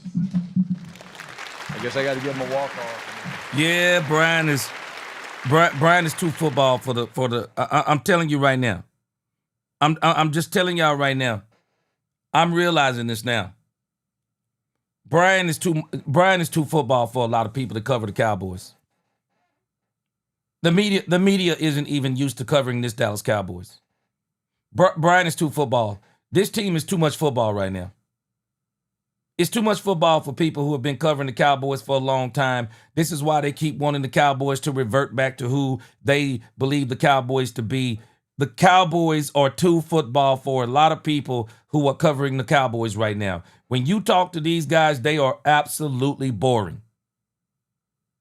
They're absolutely boring. I'm telling you, man, they're boring. That's why so many people, they just can't get with this Cowboys. And I love this brand of Cowboys. Keep it football. Keep it football. Even the content creators, all they're giving us to talk about pretty much right now is football. We have to talk football. And if you're not talking football, I'm telling you, there are two types of content creators with the Cowboys right now. Those who are talking about the football things they are doing, or those who are talking about the negative things and why the Cowboys aren't, or why the Cowboys aren't this and why the Cowboys aren't that because they didn't do this or they didn't do that. No, the Cowboys have made a bunch of football moves. And I still say, no matter if anybody agrees or not, no, MP was a football move. We don't have to accept it. I've been saying this from the beginning as we talk about the Cowboys. There are certain things about the Cowboys you don't have to accept. It don't make them not be true. Kenny Clark was a football move. Kenny Clark was a football move. You don't have to like the fact that we didn't let go of, you don't have to like the fact that we traded MP. But it don't mean that Kenny Clark is not a football move. It's a football move. And the things the Cowboys have been doing, football moves. And I'm just telling you, Cowboys are boring. Cowboys are boring. I don't know how else to slice it, but I'm realizing now the Cowboys are boring. So the people who have prospered off of the controversy, the people who have capitalized on the negativity, they're still trying to do that. But it's hard with this team now. It's hard with this team. Because at the end of the day, it's football. It's football. And that's the problem. It's football. I love it. I love what the Cowboys are doing. Just keep doing it. Just keep doing it. Stay boring. Stay boring. Continue to make football moves. And don't even focus on trying to prove people wrong. Don't even try to focus on proving people wrong. And I think that's where Brian is too. Don't focus on trying to prove people wrong. Stay in the moment. This is about football. It's about the team in front of you. It's not about the news. It's not about what people are saying. It's about what we say about each other, what we believe in this building, and what we do as a team when we get on that field. Boy, I'm telling you, this team is absolutely boring now. And the people who keep talking about the negativity about the Cowboys, that's the part they don't like. So they have to continue to say, same old Cowboys, Jerry ain't this, Jerry ain't that. Meanwhile, won't even give the man credit for the coaching staff, the free agency, the draft, the George Pickens trade, the Kenny Clark, the 2 first-round draft picks, and everything the Cowboys do. The people who have capitalized off the negativity of the Cowboys, they will always go back to the negative rather than saying, you know what, that was a really good football move. The 2 first-round draft picks, they're too low in the draft. They're too low in the draft. They're not going to mean anything. Well, I've heard the next 2 drafts are loaded. So now, even if you're down in the lower part of the first round of the draft, you still going to be able to get some firepower. But y'all watch what I tell you. I've already looked at this Green Bay schedule. Go back and look at it yourself. Go back and look at it yourself. Keep on thinking the Green Bay Packers are 14-3. I'm going to watch everybody flip. I'm going to watch everybody flip around game 10. I'm going to watch everybody flip.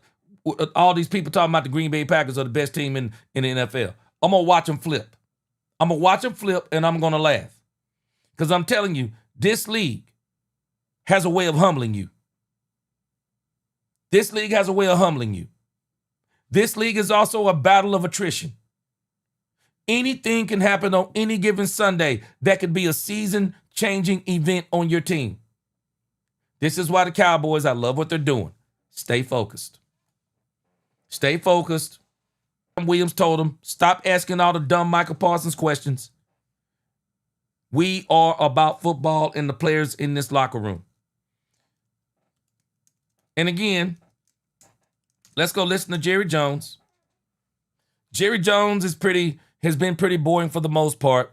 I did see a couple of things that people seem to be quoting him on from this interview. This one I have not listened to. So let's see what is this stuff these people are talking about as it pertains to Jerry Jones. Let's check it out. Oh, hold on. Let me read a super chat. I'll read a couple of comments also. Dominique Pittman, he said they bring in Wilkins.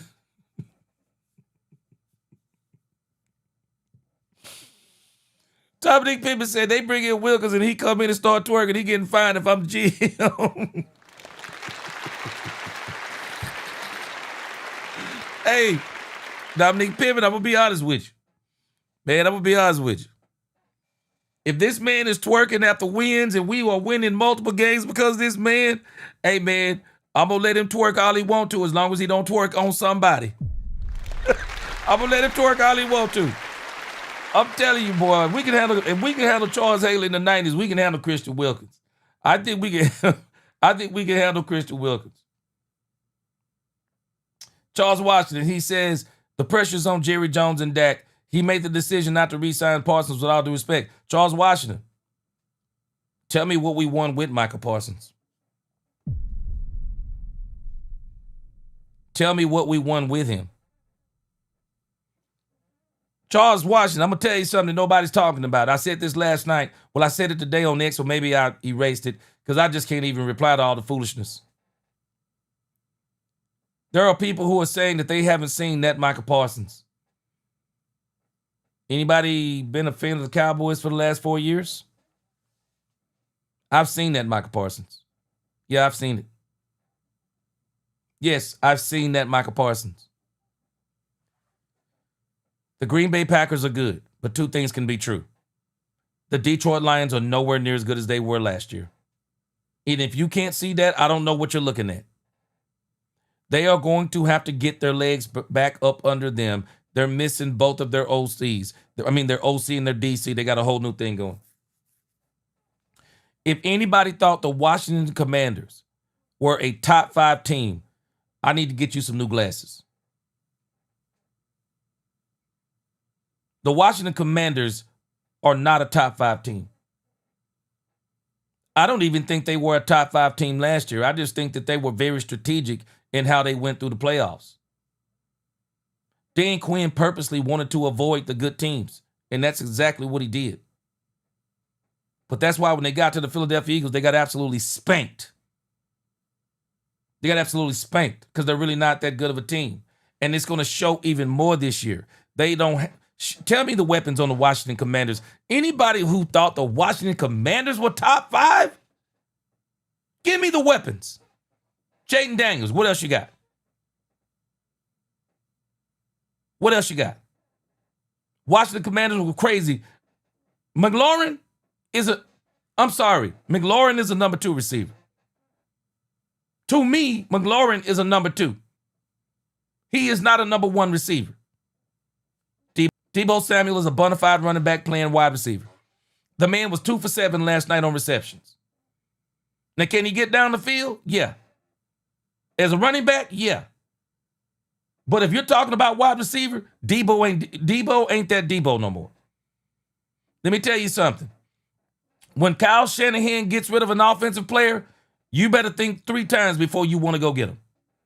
You better think 3 times before you go get him. Because I'm telling you now, Kyle Shanahan is not letting go an offensive juggernaut.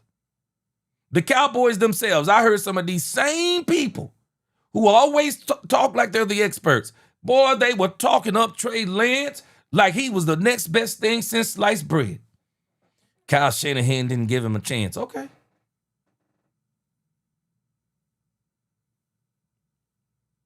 Now he's the backup for the Los Angeles Chargers.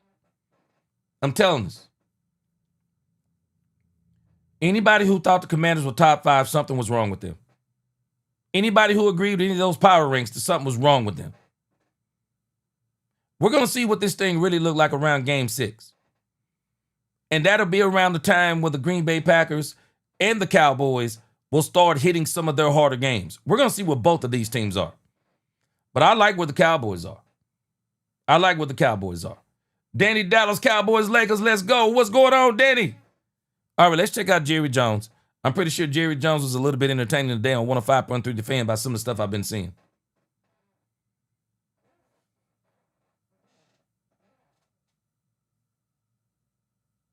Jerry, how we doing today? And Corey and everybody else on there, sorry. But listen, that's a good idea. We ought to get that bus, or buses. We ought to get that bus and meet up someplace. And the bus would be honored to have you proper gentry on that bus doing a broadcast out of there. And we can check a box of things we've done on the bus. Oh, man, there's a lot of things that I've thought about doing on that bus. Oh, obviously, talking with you, Jerry, would be one of them. Jerry, today we are right down the street from AT&T Stadium at Taco Bueno, the official taco of the Dallas Cowboys. I'm with you, Angie. Since it's so close to the stadium, do you swing through this Taco Bueno before or after the games? Well, I do, and of course, one of the biggest customers they have, generally speaking, over the Metroplex. But obviously, we're proud of our relationship association. You know, they're an example. When you touch these brands, Salvation Army, or you touch these brands, it just lifts you. Mm-hmm. And the more you can touch the quality brand of anything, then the more it lifts you. Ford, you know, is almost like a founding father of the country to be associated with them. So I'm a big believer that in touching and in really, if you will, being an advocate for the service or product is a way to expand the interest in the Cowboys. I may go by Taco Bueno tonight. Makes a lot of sense there.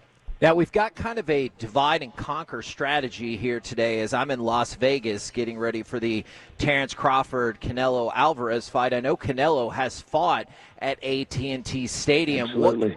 What kind of a business person is he, in addition to what kind of fighter he is?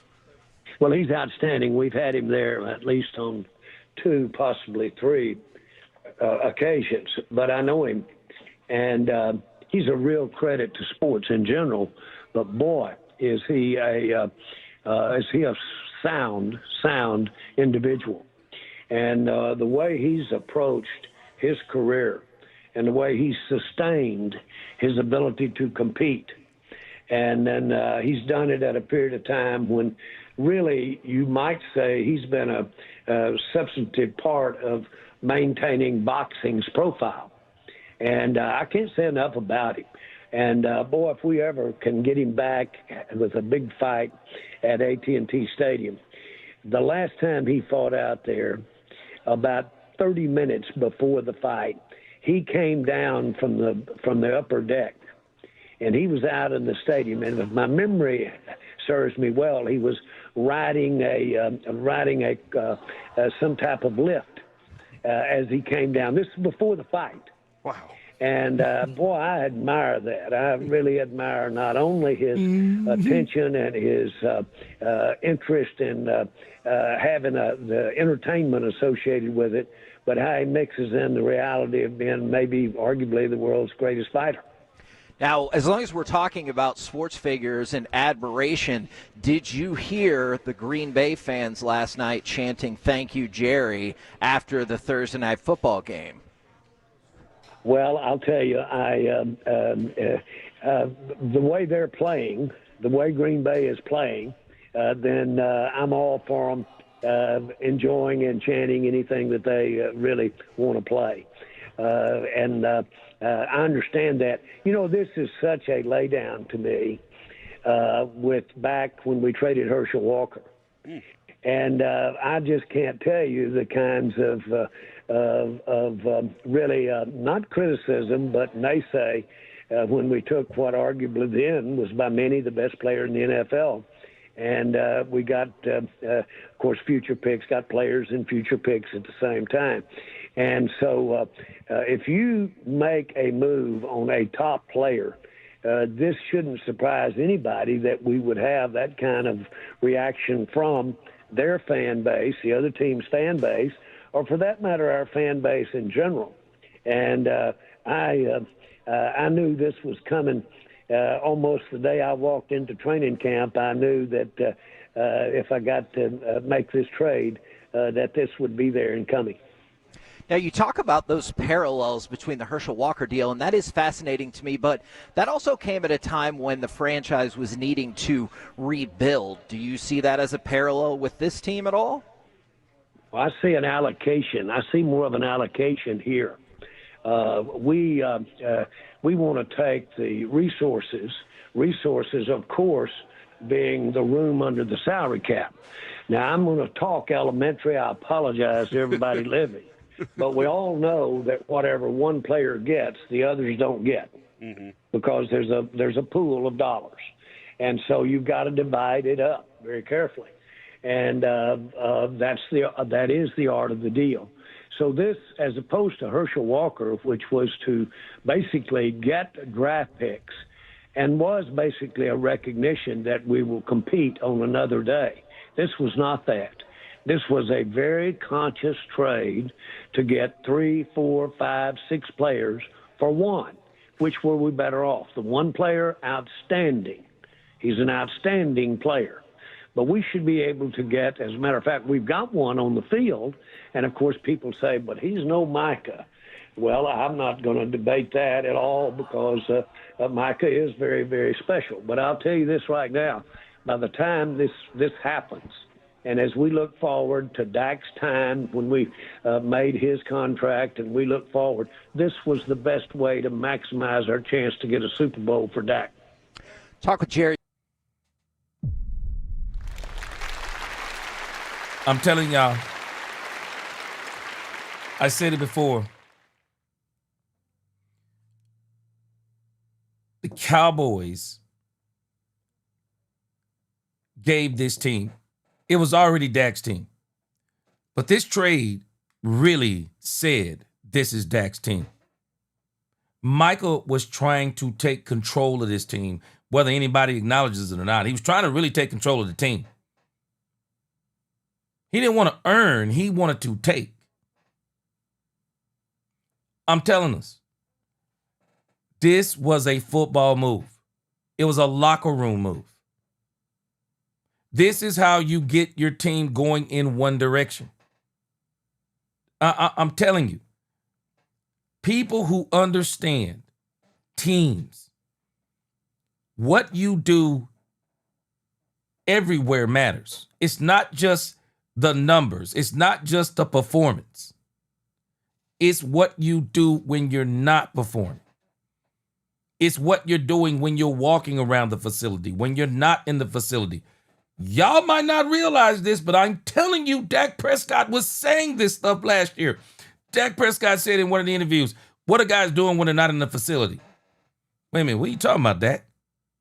What do you mean, what are people doing when they're not in the facility? Dak was saying all that matters. All of this stuff matters.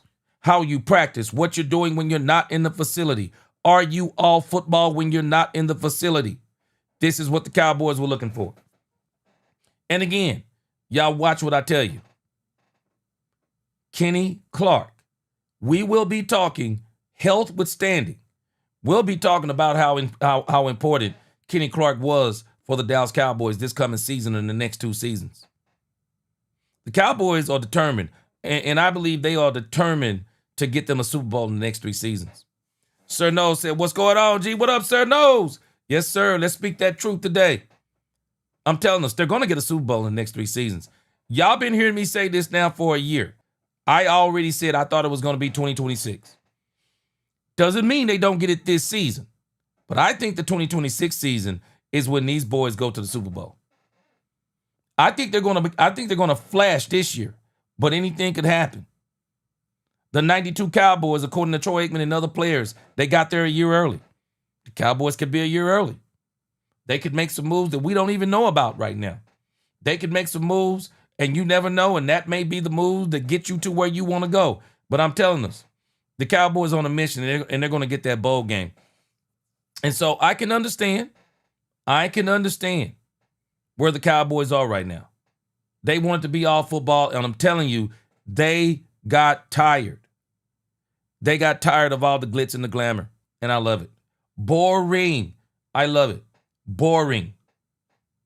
Jones right here on 105.3 The Fan. Like, I know you were kind of talking about at the beginning of training camp, you knew if a deal had to happen in terms of a trade, some people would be very upset. How far back did any, like, internal discussions happen with the idea? Doggone it, when is this interview? If I'm not mistaken, this interview is today, and we're asking about Micah Parsons? Of, you know what, we might have to trade Micah. Well, not have to trade. That's not the right term. How with a player of that stature and of that, if you will, color in terms of his romance, what he might be able to bring. Everybody's looking for the guy that could absolutely singly make the defense. Everybody wants that guy. And now we had him for 4 years, and you see what we did for 4 years. Let that sink in. Let that sink in.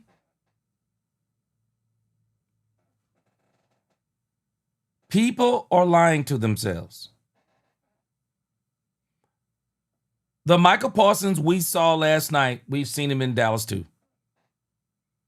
We've seen the same Micah Parsons in Dallas. Now, the only part of this I think we haven't seen is that Micah, I think, is playing with more of a chip on his shoulder because of the fact he got traded from the Cowboys and the fact that he's heard, and I'm sure that he's heard, you could tell by some of the things that he's starting to say, that he's heard that the players, some of the players are glad that he's gone.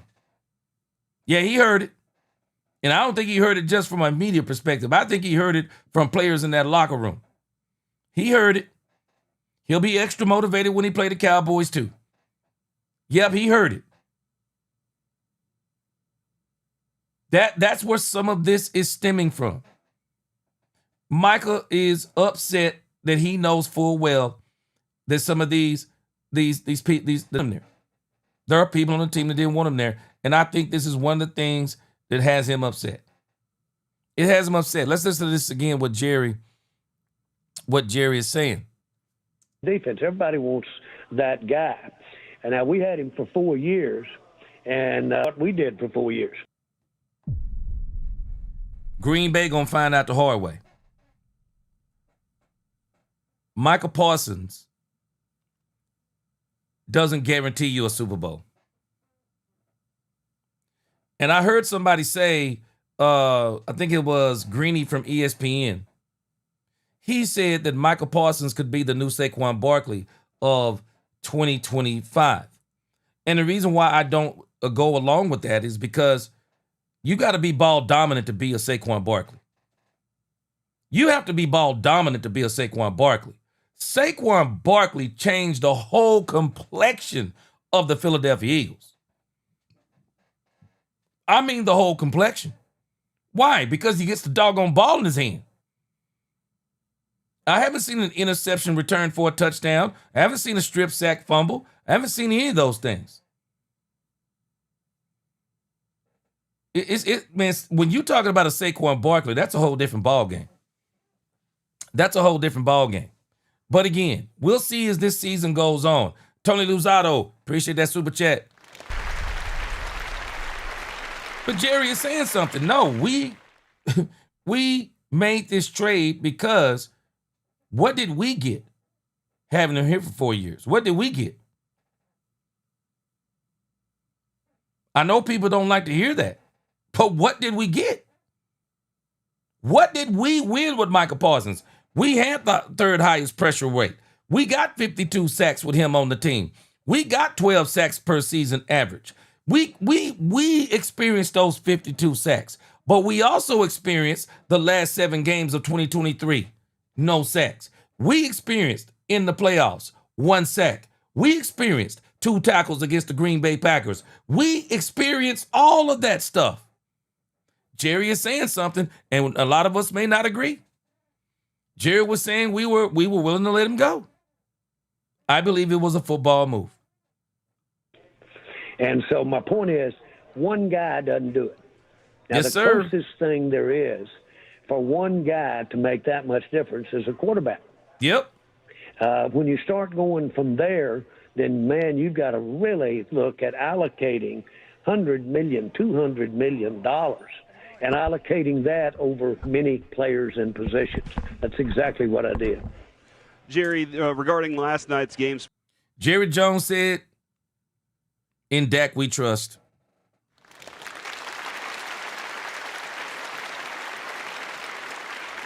That's what Jerry Jones is saying. In Dak we trust. specifically, and we had this conversation yesterday, and I'm sure you know, Utolo. I agree, what Sean is more Springer. important to you and the organization, having Green Bay lose more games to up the value of those picks, or having division rivals lose? Well, I don't think this thing will rise and fall with a pick, which you'd be talking about this year's number one of Green Bay's. Yeah. I don't really think it rises and falls. We're going to be getting players in the top 30 players. We've got 2 years of getting Green Bay's top 30 player, and that should do some damage for us. And then we add that to the picks we're going to have anyway, and that should do some damage. Now, by the way, in between that time, there are 31 teams in this, 30 other teams other than the Cowboys playing without Micah right tonight. I mean, this weekend or this week. And so, there's ways to play defense and scheme that don't necessarily involve on any player, whether it be Deion Sanders looking way back or who it is. A lot of people won a lot of games and didn't have Deion Sanders on the field for them.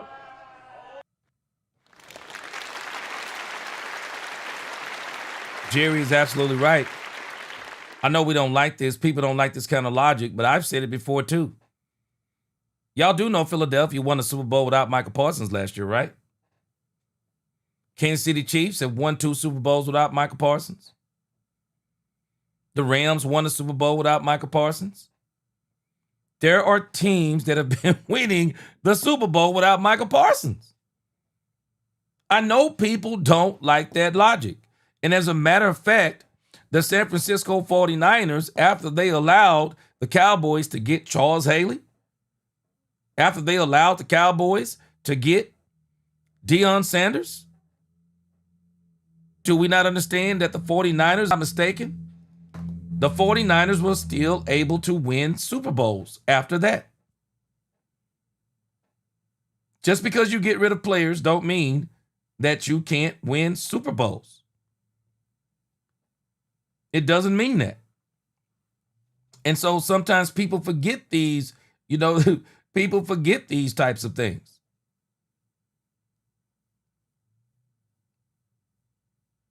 I was trying to see, I think matter of fact, I think it was Super Bowl 29?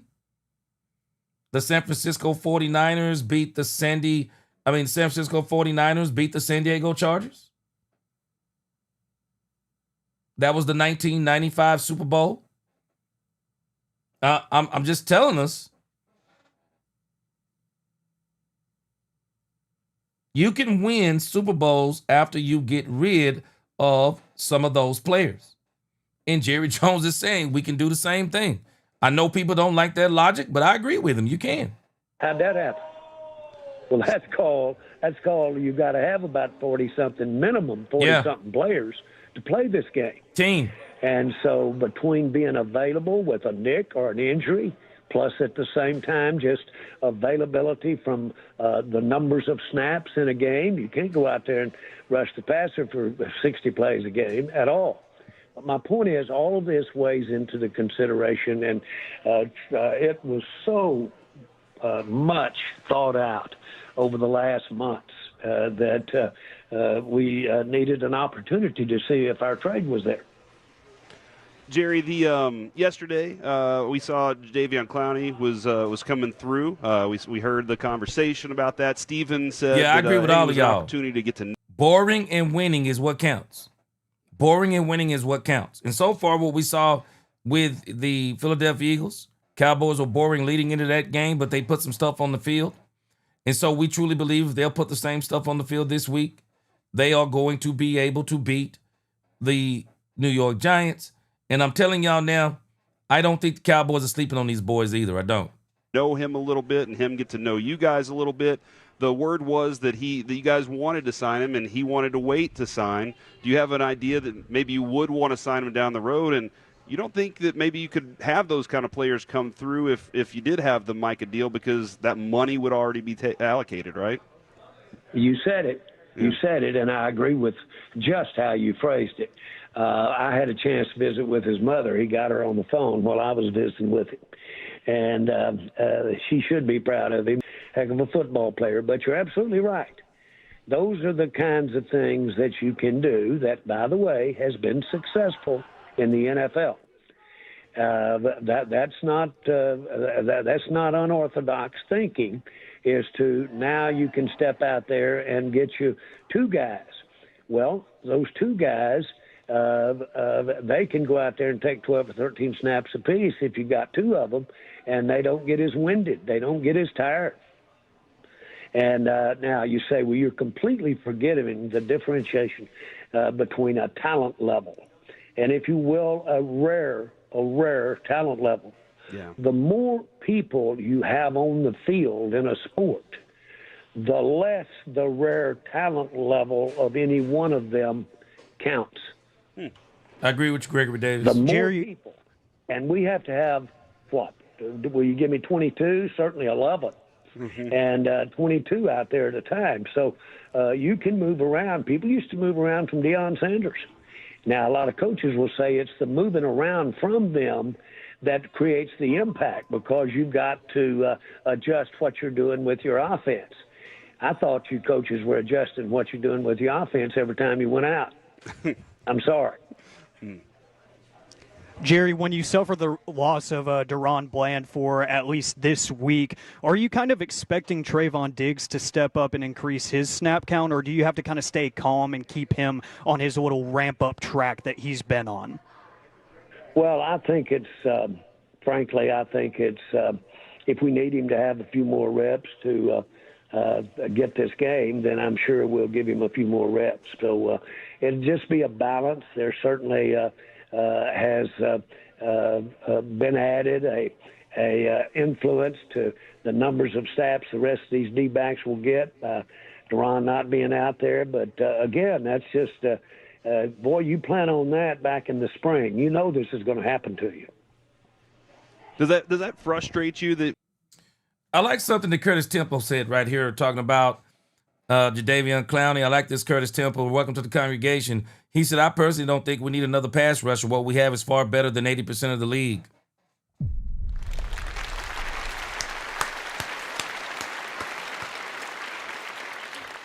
Now, Curtis Temple, this is why I say people don't understand.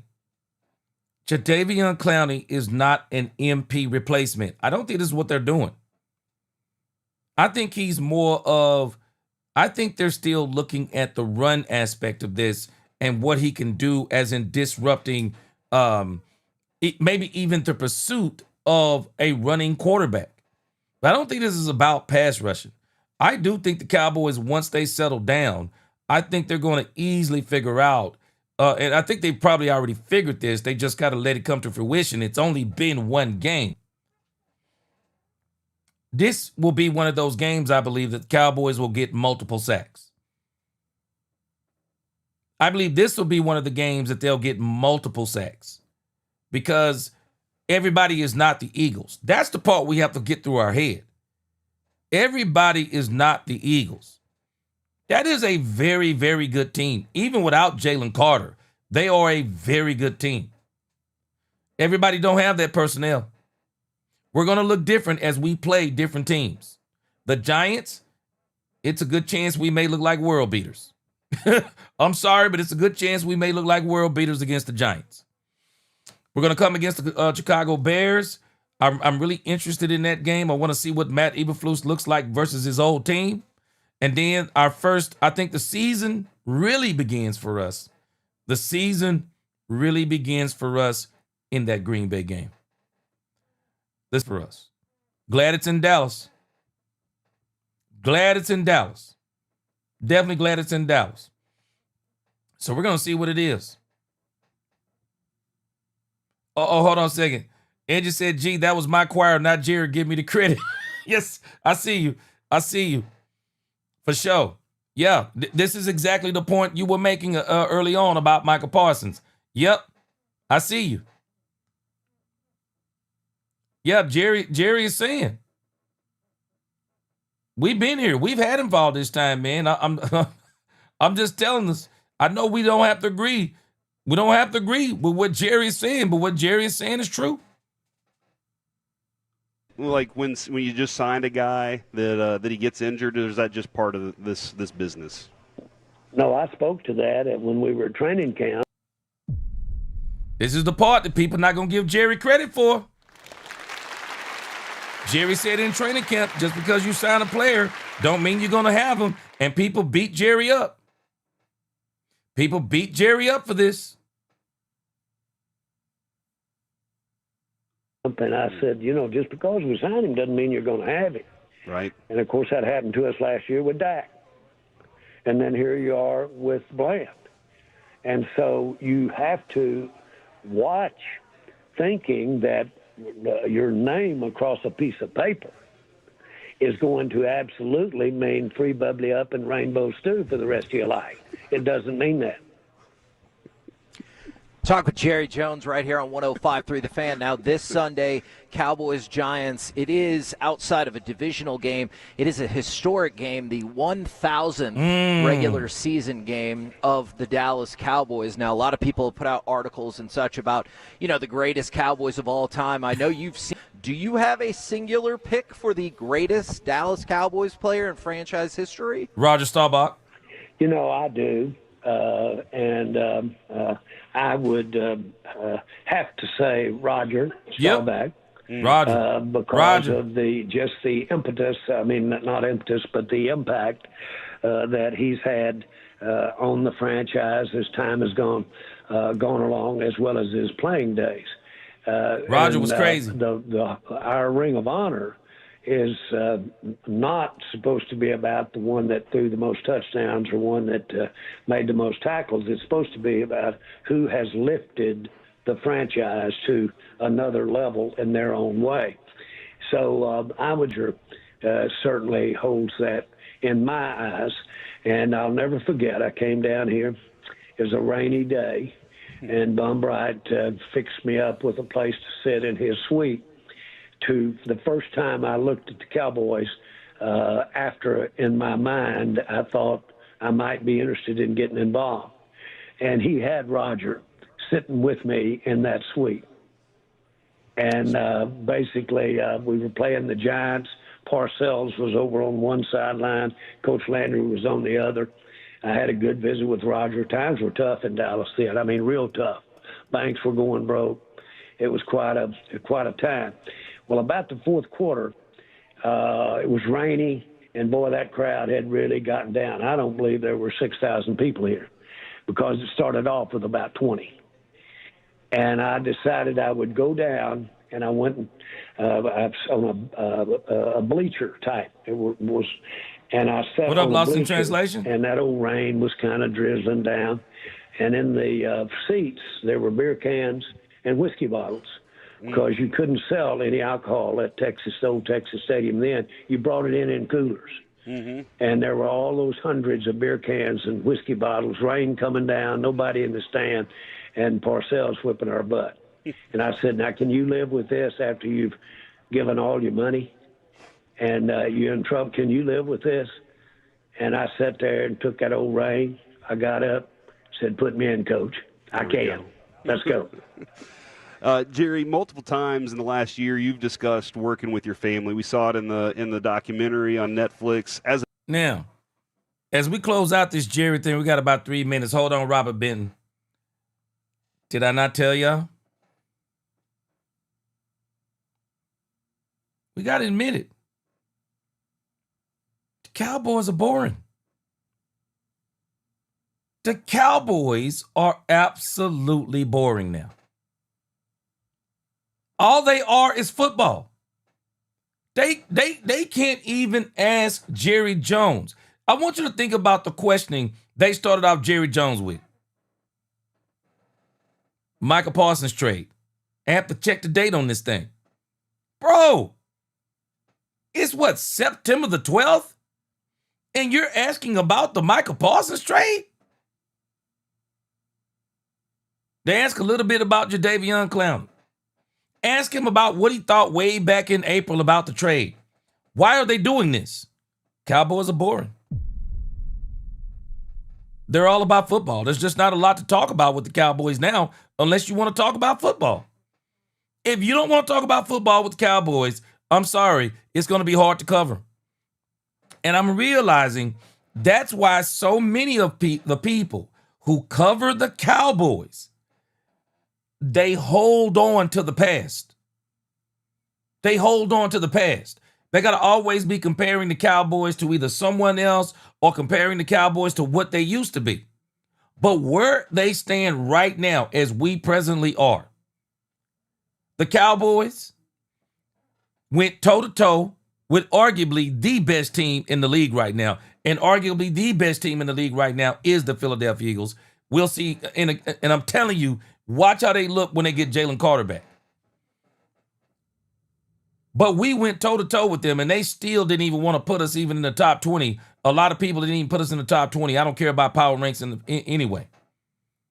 But in the grand scheme of things, the only thing people can talk about with the Cowboys is football.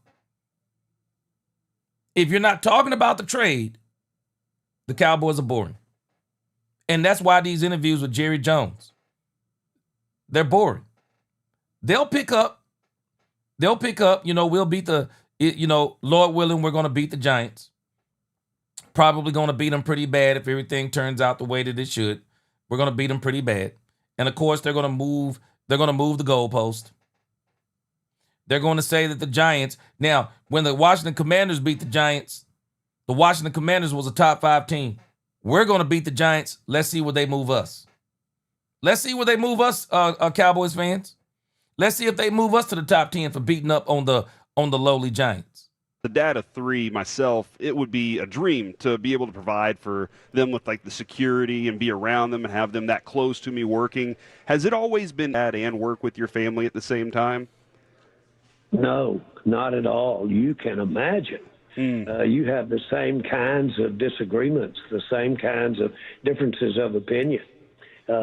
Just for one, look at our age difference. But something happens when you he boring. That's the whole. Ain't nothing to talk about. Making a landing on another continent and burning all the ships, so your soldiers couldn't even think about going home.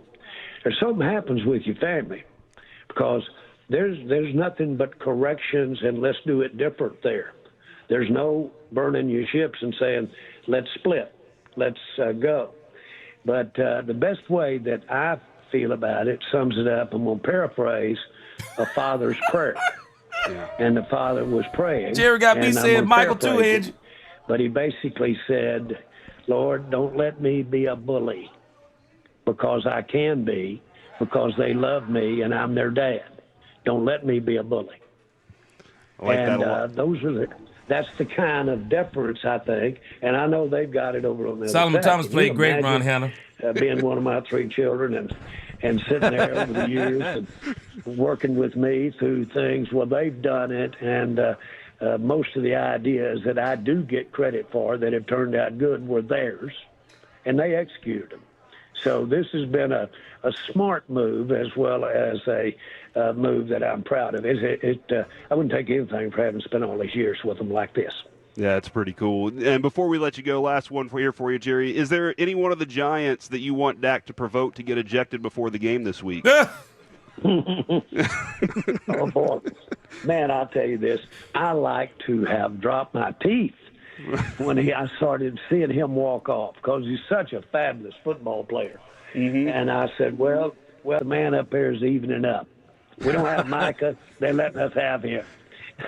Let's even this thing up. I'll tell you, I had dreams of if we could have stepped up there and beat that world champion that opening game.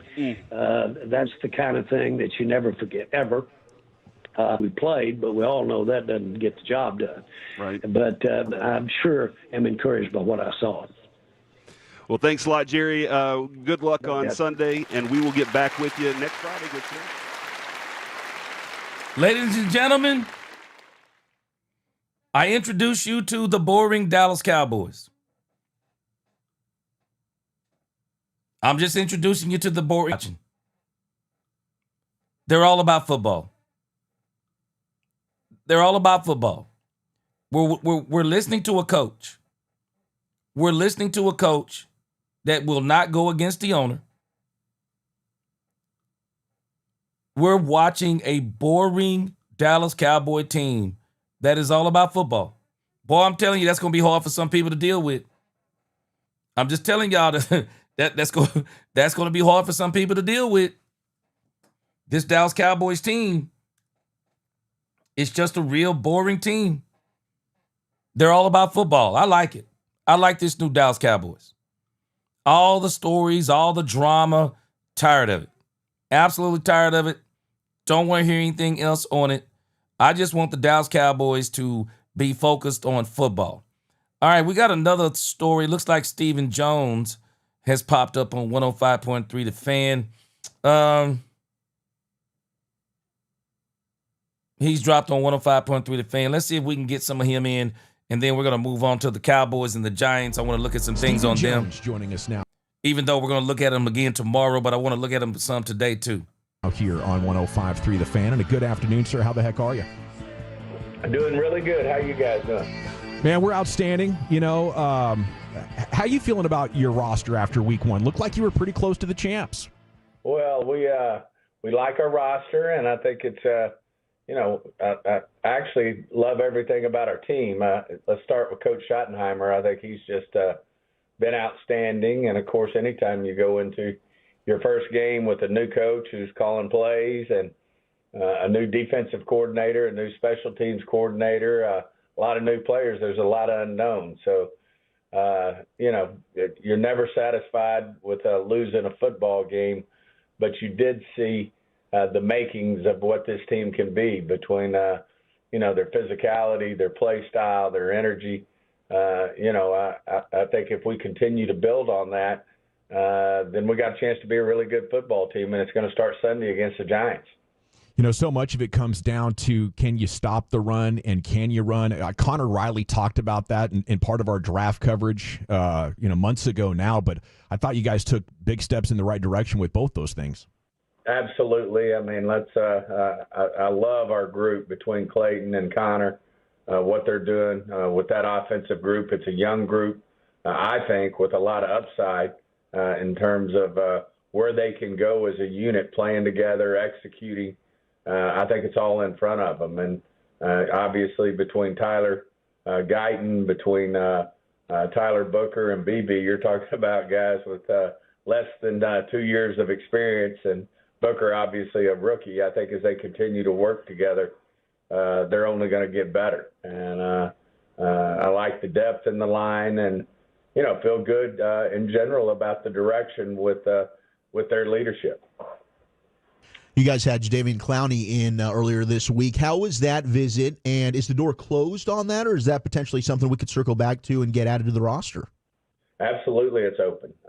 We had a great visit with him. He wanted to come in and see what we're about. Obviously, he's the true ultimate veteran, and I think that was a get-to-know-you session. He wanted to get to know what our organization's about, Coach Schottenheimer and his staff, and Coach Whitecotton and Flus.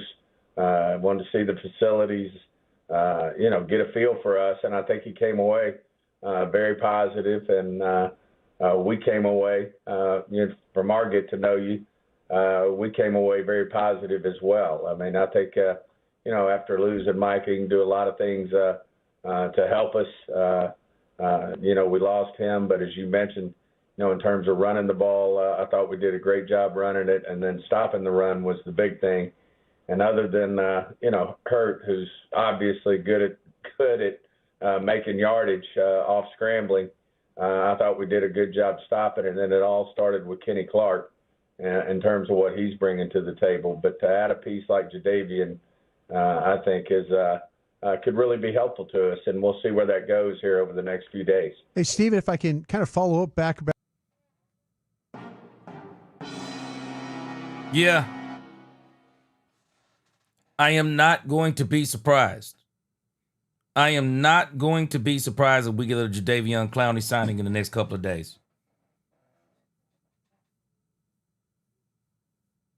Yeah, let me circle the block just again, just to make sure DJ 1000, he kind of late to the party here.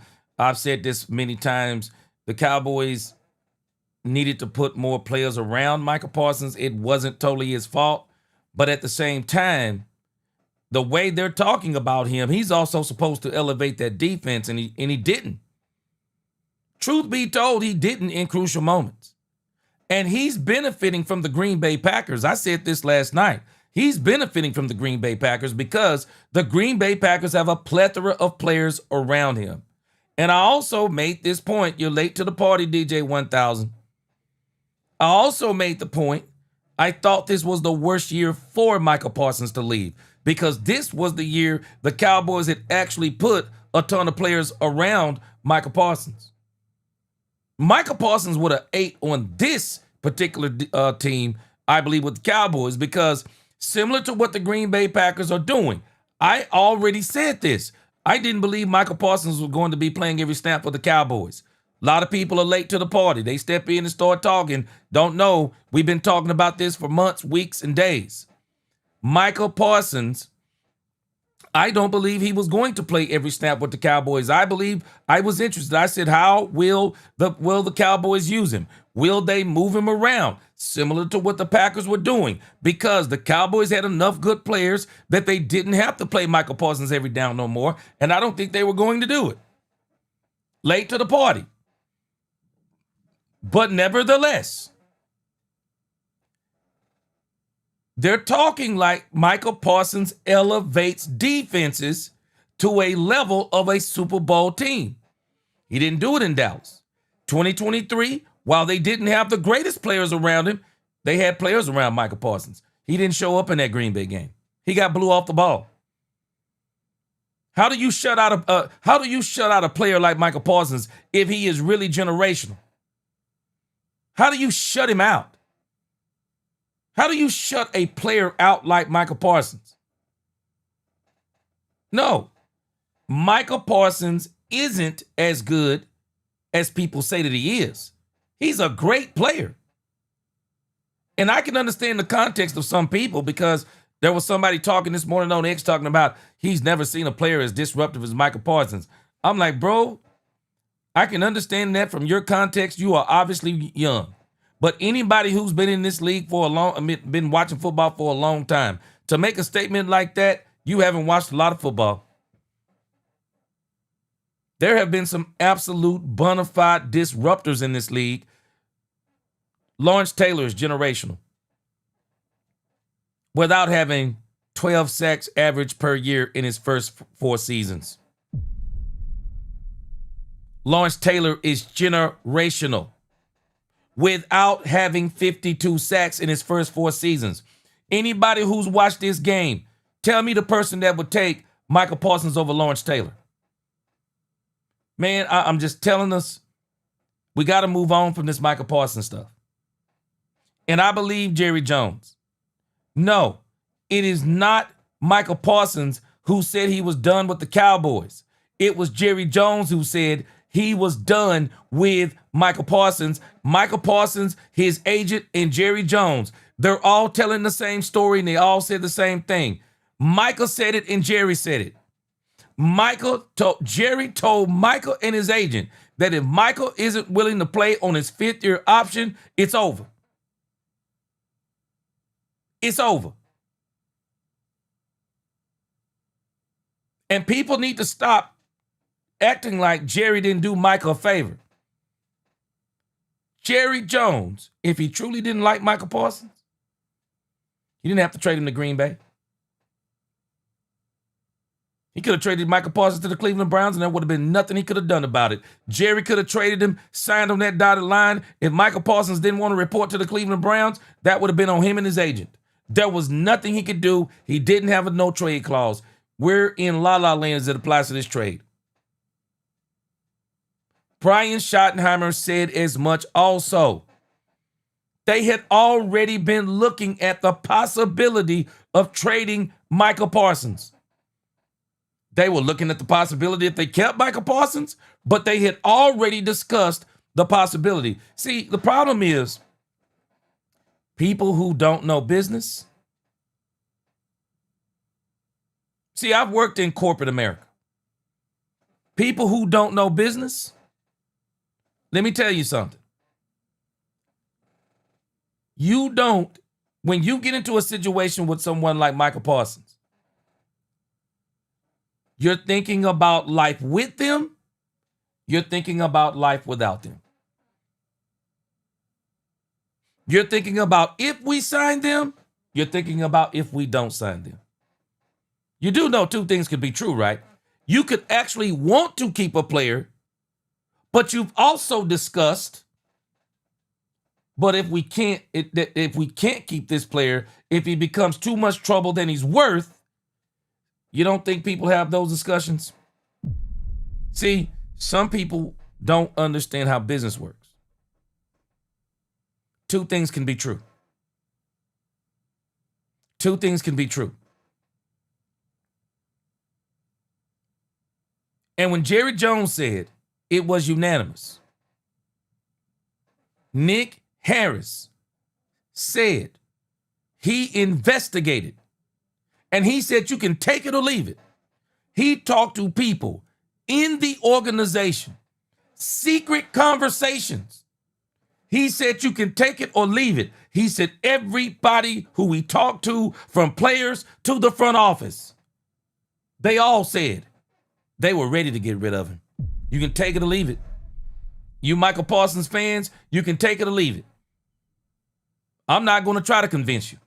You can take it or leave it. There are a lot of people. Jane Slater had already reported this. They were wanting to get rid of Michael Parsons, the front office, in 2023. And this is the part that some of y'all can't understand. And I'm not going to keep explaining it to you tonight. You can argue with yourself. Do y'all not understand? It's not because of Michael Parsons' play. Jerry, the coaches, the front office, and the players were all unanimous on Michael Parsons. It's not because of his play. It's because of what we watched last night. It's what we've seen for 3 years off the field. You don't have to accept it, but it is what it is. Ty Smith made the statement of the year, and people aren't listening to this man. Ty Smith said, and I quote, Michael Parsons in the end got what he wanted. Got what he wanted. If you're not listening to Ty Smith, then I don't know what to tell you. It was always about the money with Michael Parsons and never about the Dallas Cowboys, because the thing that he got was to be the highest paid non-quarterback in the NFL. Take it or leave it. I'm moving on. I can't keep explaining it to you. You can have your own opinion. You can say what you want to say. But I'm telling you, the facts are all what they showed. The problem is people want to ignore the facts. Some of y'all don't know business. I've been saying this from the beginning. Some people don't know business. Whenever you are about to make a move like Michael Parsons, that was not an overnight move. You were already having both the discussions. You were having the discussion if we keep him. You were having the discussion if we trade him. Some of y'all don't get that. That's the conversation you have if you're smart. And that's why I believe Brian Schottenheimer when he said this was not an overnight decision. They'd already been discussing it. And Jane Slater herself reported the person that stopped them from trading Michael Parsons even in 2023 was none other than Jerry Jones. Y'all can miss me. I don't care. You can miss me. I'm not listening to your conversation no more. Michael Parsons is gone. None of it even matters no more in the grand scheme of things. He's gone. None of us are even going to know the ramifications of this trade until 4 years from now. The question will be, did the Cowboys get the Super Bowl or did the Green Bay Packers get the Super Bowl? And if both of them get a Super Bowl, then we're going to boil it down to Super Bowls. Who? Which one? Who got what? But it's dumb. It is dumb. Why keep talking about it? The dude is gone. This team has moved on. Most of the fan base has moved on. And I truly believe that most of us, in the grand scheme of things, are happy with this. Most of us are happy with this. It's only media people and some fans who just can't let this go, haven't even seen how the season gonna turn out. We're 0-1. We don't even know if we're gonna be 16-1, 15-2, 14-3, 13-4. We don't know if we're gonna make the playoffs or not. Nobody knows yet how this is going to turn out. But I can tell you this, the way the Cowboys are playing, this is gonna turn out real good for the Cowboys. So I'm good. I'm good. And so, again, as we kind of listen to Stephen Jones talk about Jadeveon Clowney. Jadeveon Clowney is not an MP replacement. That's not what he is. Jadeveon Clowney, go back and check this dude's stats. Jadeveon Clowney really helps you a lot in the run game.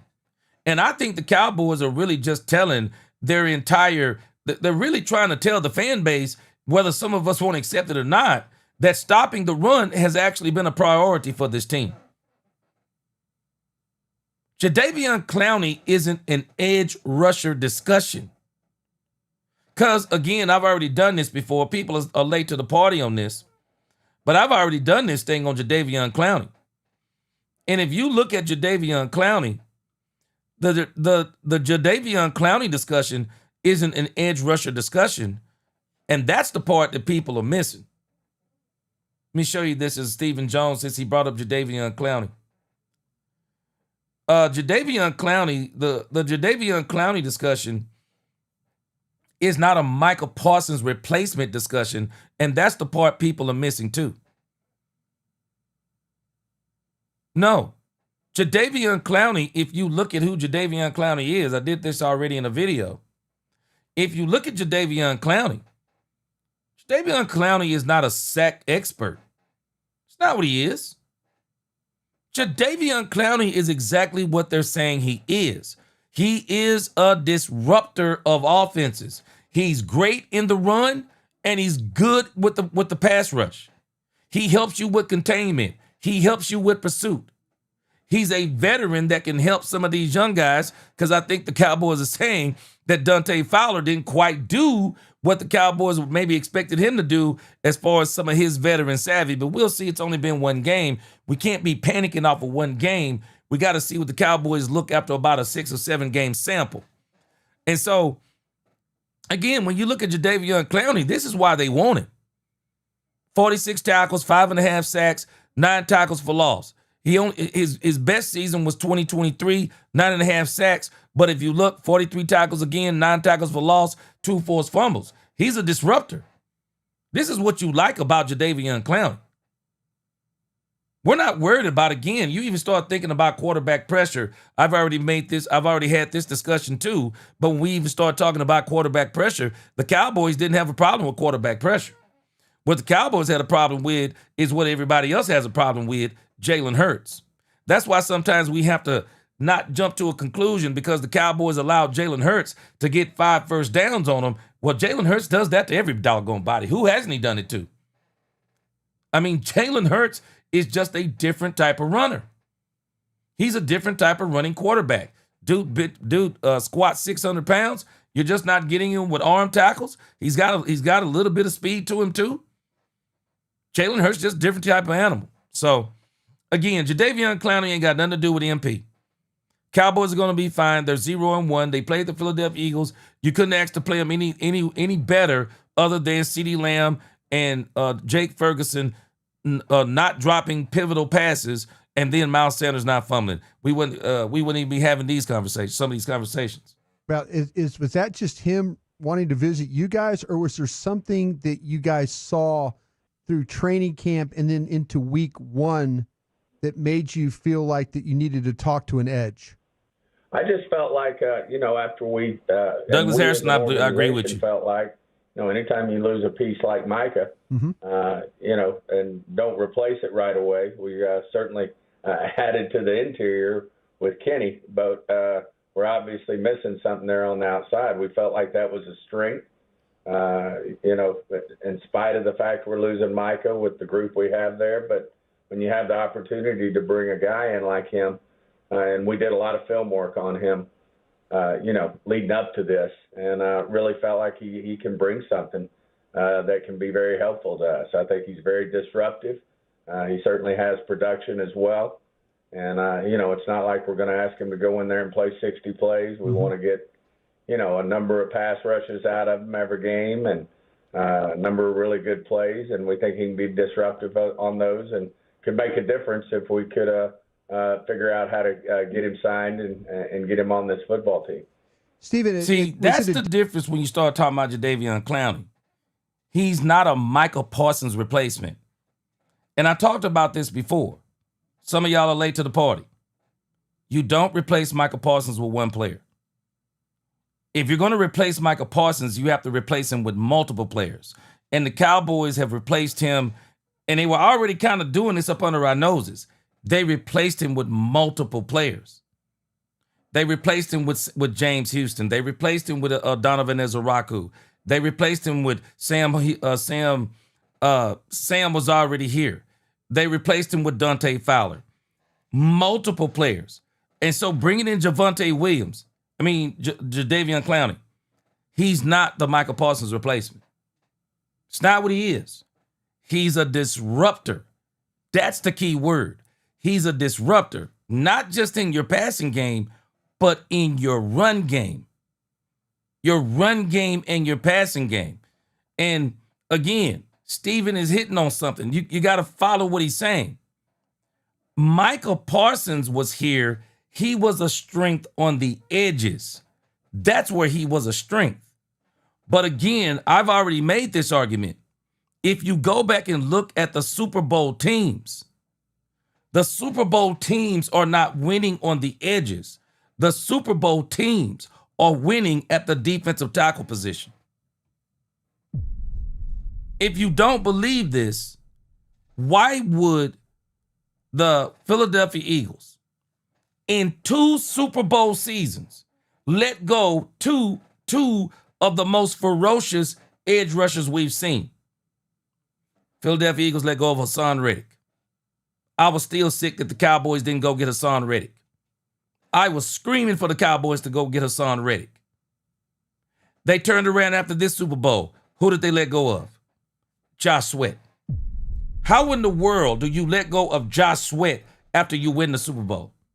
Well, if you go back and look at that Super Bowl, they didn't win that Super Bowl with Josh Sweat. Josh Sweat only had 8 sacks the entire season. 8 sacks. Jalen Carter, and that other defensive tackle is how they were able to push that pocket into the lap of one Patrick Mahomes. The doggone Philadelphia Eagles were not even in the top 10 in sacks last season. The Kansas City Chiefs were not in the top 10 of sacks last season. The Buffalo Bills were not in the top 10 of sacks. You can go down the line on all these Super Bowl teams, Super Bowl caliber teams. They're not winning the Super Bowl on the edges. They're winning the Super Bowls in the trenches.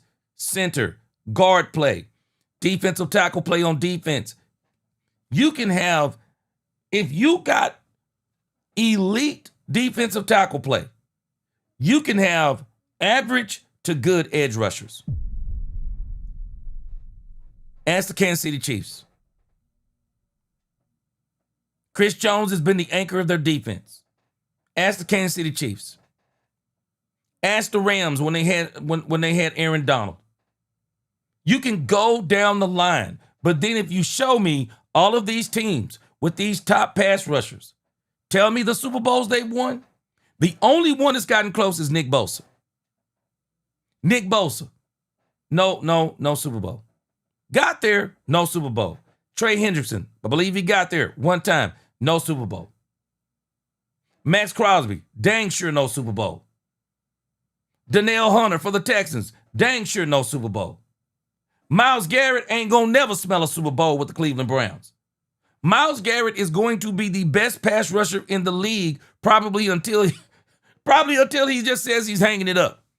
At least for the next 2 or 3 seasons, he'll be the best pass rusher in the league with no Super Bowl unless there's a miracle that transpires with the Cleveland Browns and some kind of way they add a ton of players. But again, if you listen to Stephen Jones, Jadeveon Clowney is not a Michael Parsons replacement. You don't replace Michael Parsons with Jadeveon Clowney. It's stupid to even think so.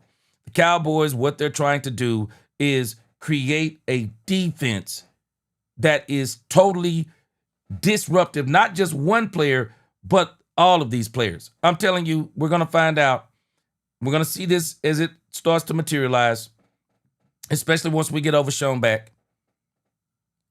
You don't have to be the top team in quarterback pressures and sacks to win Super Bowls, because the teams that have done it are not winning Super Bowls. They're not doing it.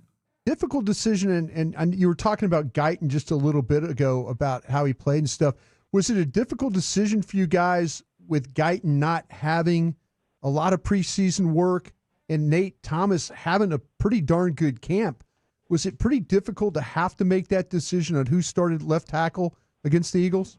Well, that's a great problem to have, and I 1,000% agree. Nate Thomas had one hell of a camp, and that's what you hope happens. Yeah, I'm with you, Niecy. When you want a young guy, especially, step up like Nate did what he did. But at the same time, Guyton was having such a special camp and like what he does. But everybody between Steele and Guyton, they need to do their job every week, because Nate Thomas is ready to play. He's prepared to play.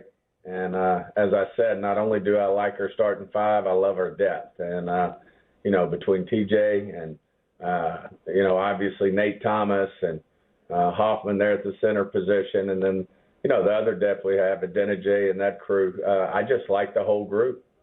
Steven, you opened the door for me. I'm going to walk through it. How about with Steele? Could we see Nate Thomas maybe working at some right tackle? That give you really a power piece over on that right side.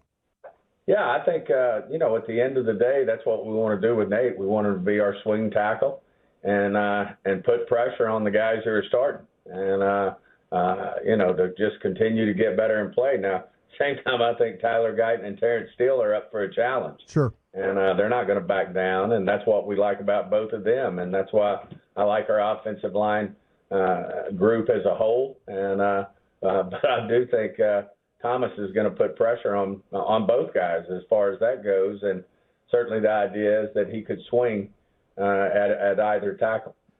Steven, what does a guy like Jaden Blue need to do in order to earn his way onto the game day roster? Well, he started with a great week of practice. That's where it starts. And, unfortunately, he missed a lot of camp. And when you're a rookie, that's difficult, when you miss, some serious time in camp. Is getting your hands around and getting the coaches confident you can execute. But I think he answered the bell this week, and I think he's got an opportunity to be somebody who can really bring some juice to our offense and be somebody that can really help us. And I don't know if it's going to be this week, but if not this week, I'm sure he's going to be pushing. And the other thing he can bring is some juice to our special teams group as well. So we're fired up about that and what he can do for us. How much did Kenny Clark change fundamentally who the Cowboys are on defense? Well, I think he just makes – anytime you bring a Pro Bowl-type player, which he is, and an all-pro type player for that matter, and what he brings to the room, the locker room, but also the defensive line front in there with Solomon Thomas, that was a big piece for us. Everybody says, well, could you have had another pick or two? What we were wanting was that interior piece, and that was a big part of that trade. And when we got – to get him along with the 2 ones, which were a big part of the trade, that really kind of made our decision for us, and he's going to make a difference all year. How about the freaking? I'm telling us.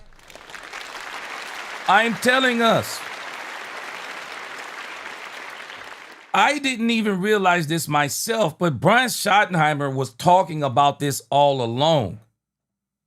Brian Schottenheimer was talking about, and this dude, all he was talking about was the interior line.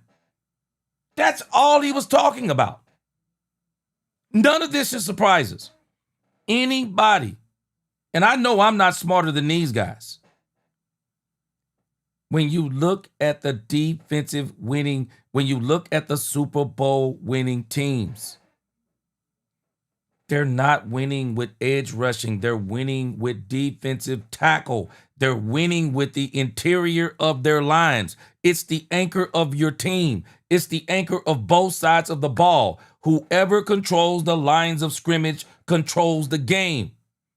Whoever controls the game wins the game. The Cowboys are going to look real sexy with the big touchdowns from CeeDee Lamb and George Pickens and sure Cavante Turpin, the throws from Dak Prescott. All of that's going to be great. We've seen it before. The difference in this season is going to be Kenny Clark, Oso Digizua, Ty Smith, Cooper Beebe, Tyler Booker. If we get those 5 positions right and they dominate, we're going somewhere. We're going somewhere with those 5 positions.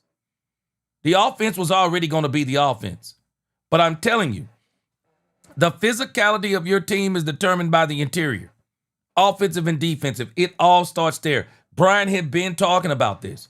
I'm telling us, a lot of people, all this fanfare behind one player, but nobody's talking about Kenny Clark.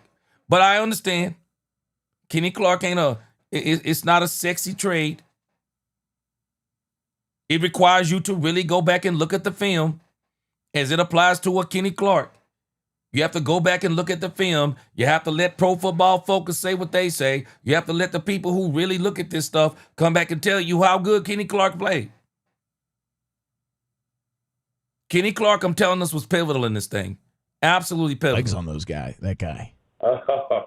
The guy's built for action. He's built for the interior line in the NFL, which we all know is not for the faint-hearted. That's where, as Jerry likes to say, that's where real football is. That stuff around the edges with the skill guys, it's a whole different sport than what those interior guys do inside. Jerry was visiting with. Did you hear Stephen Jones? Where do you think Jerry got this from? He didn't get it from me. Jerry is listening to somebody. And I think who he's listening to, if we think back, this dude, Brian Schottenheimer, that's all he kept talking about. Interior line play. Why do you have to have good offensive guards? Why do you need a very good center? Why do you need very good defensive tackles? I'm telling you, the Cowboys, if you just go back, any of us, I'm telling you, go back and look at the last few Super Bowl winners. And then go look at the highest paid edge rushers. Tell me how many of those edge rushers are on the Super Bowl teams. Tell me. Tell me. Tell me how many of those edge rushers are on Super Bowl winning teams. All these doggone edge, man, we paid these edge rushers. TJ Watt, tell me the Super Bowl. TJ Watt, tell me the Super Bowl. Crosby, tell me the Super Bowl. Hunter, tell me the Super Bowl. Nick Bosa, tell me. He's been to the Super Bowl. Didn't win it. Wasn't necessarily his fault. But Nick Bosa is the only one that we can really talk about like that. Trey Hendrickson went to a Super Bowl, but what does they look like since? These teams that are winning these doggone Super Bowls, I'm telling you, it's defensive tackle play. And if you go look at the Rams are another one of these teams. The Rams are poised to be one of the top 4 teams in the NFC. Why? Because they have a defensive line that is absolutely insane. This interior defensive line play, guys, I'm telling you, it matters 100% of the time. The media earlier and mentioned it certainly could lead to the team being more aggressive in free agency in the future after the Micah trade. And I know fans are looking like, oh my gosh, look at all the salary cap space we have to play with here, Steven.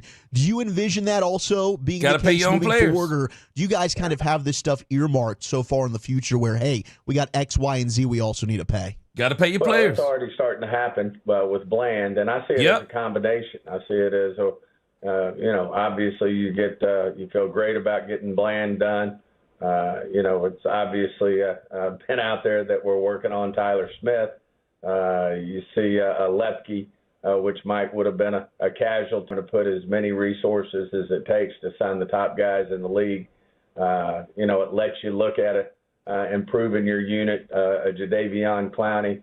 And that's why I think when Jerry says, you're talking about trading one guy who is elite, no one should ever underestimate the fact that we didn't understand that Mike is elite. I mean, he is. But when you start comparing one player to 5, 6 players and what that is, then that starts to make more sense in terms of what we're looking at. But obviously, if you had Micah, you wouldn't be looking at Clowney right now. Obviously, we get a great piece inside and, in Clark. So, it's starting to add up already what happens when, while you're talking about multiple players versus one player. Now, let me show you something. Do y'all know where I'm confused? I brought this up last night. Here's where I'm confused. When the Cowboys went in for the trade to get Kenny Clark, the guy who I'm confused that the Cowboys didn't go after is this kid right here. Why didn't the Cowboys go after this kid right here? If I'm the Cowboys, I would have went after this kid and Kenny Clark. This dude, Lucas Van Ness, is a straight up baller. Did y'all see this dude on the field last night? Luca Van Ness is a baller. This is what the Cowboys should have went and got. Michael Parsons took this kid's place. This is who they should have went and got. Yeah, Kenny Clark too. Don't let them get away with Kenny Clark. They should have got him too. Luca Van Ness. I don't have a clue why the Cowboys didn't try to get this dude. Why didn't they try to get this dude? This dude can play this game. This would have been perfect. This dude would have been perfect. Luca Van Ness. Lucas Van Ness. That's his name. He is a very, very good player and is going to be on his way to being a great player. You watch what I tell you. This dude going to make some noise.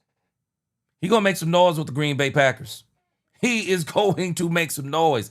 I don't know what the deal was with this entire deal, but if there is a player that I could have got from the Green Bay Packers, if I'm the Cowboys, I want 2 number 1s.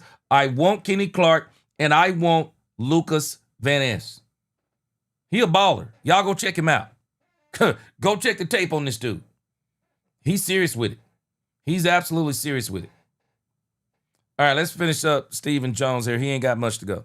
Watching the game last night in Green Bay in Week 1, it seems like if the Packers did go on a Super Bowl run, the Cowboys might be the most mentioned team of that game as well.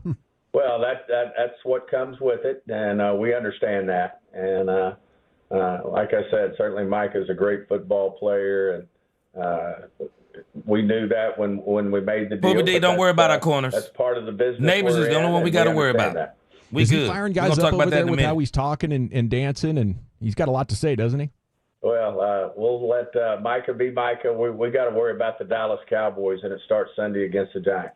I like it. Stephen Jones here with you on 105.3 The Fan. Is it a difficult... This team is focused on football. This team is focused on football.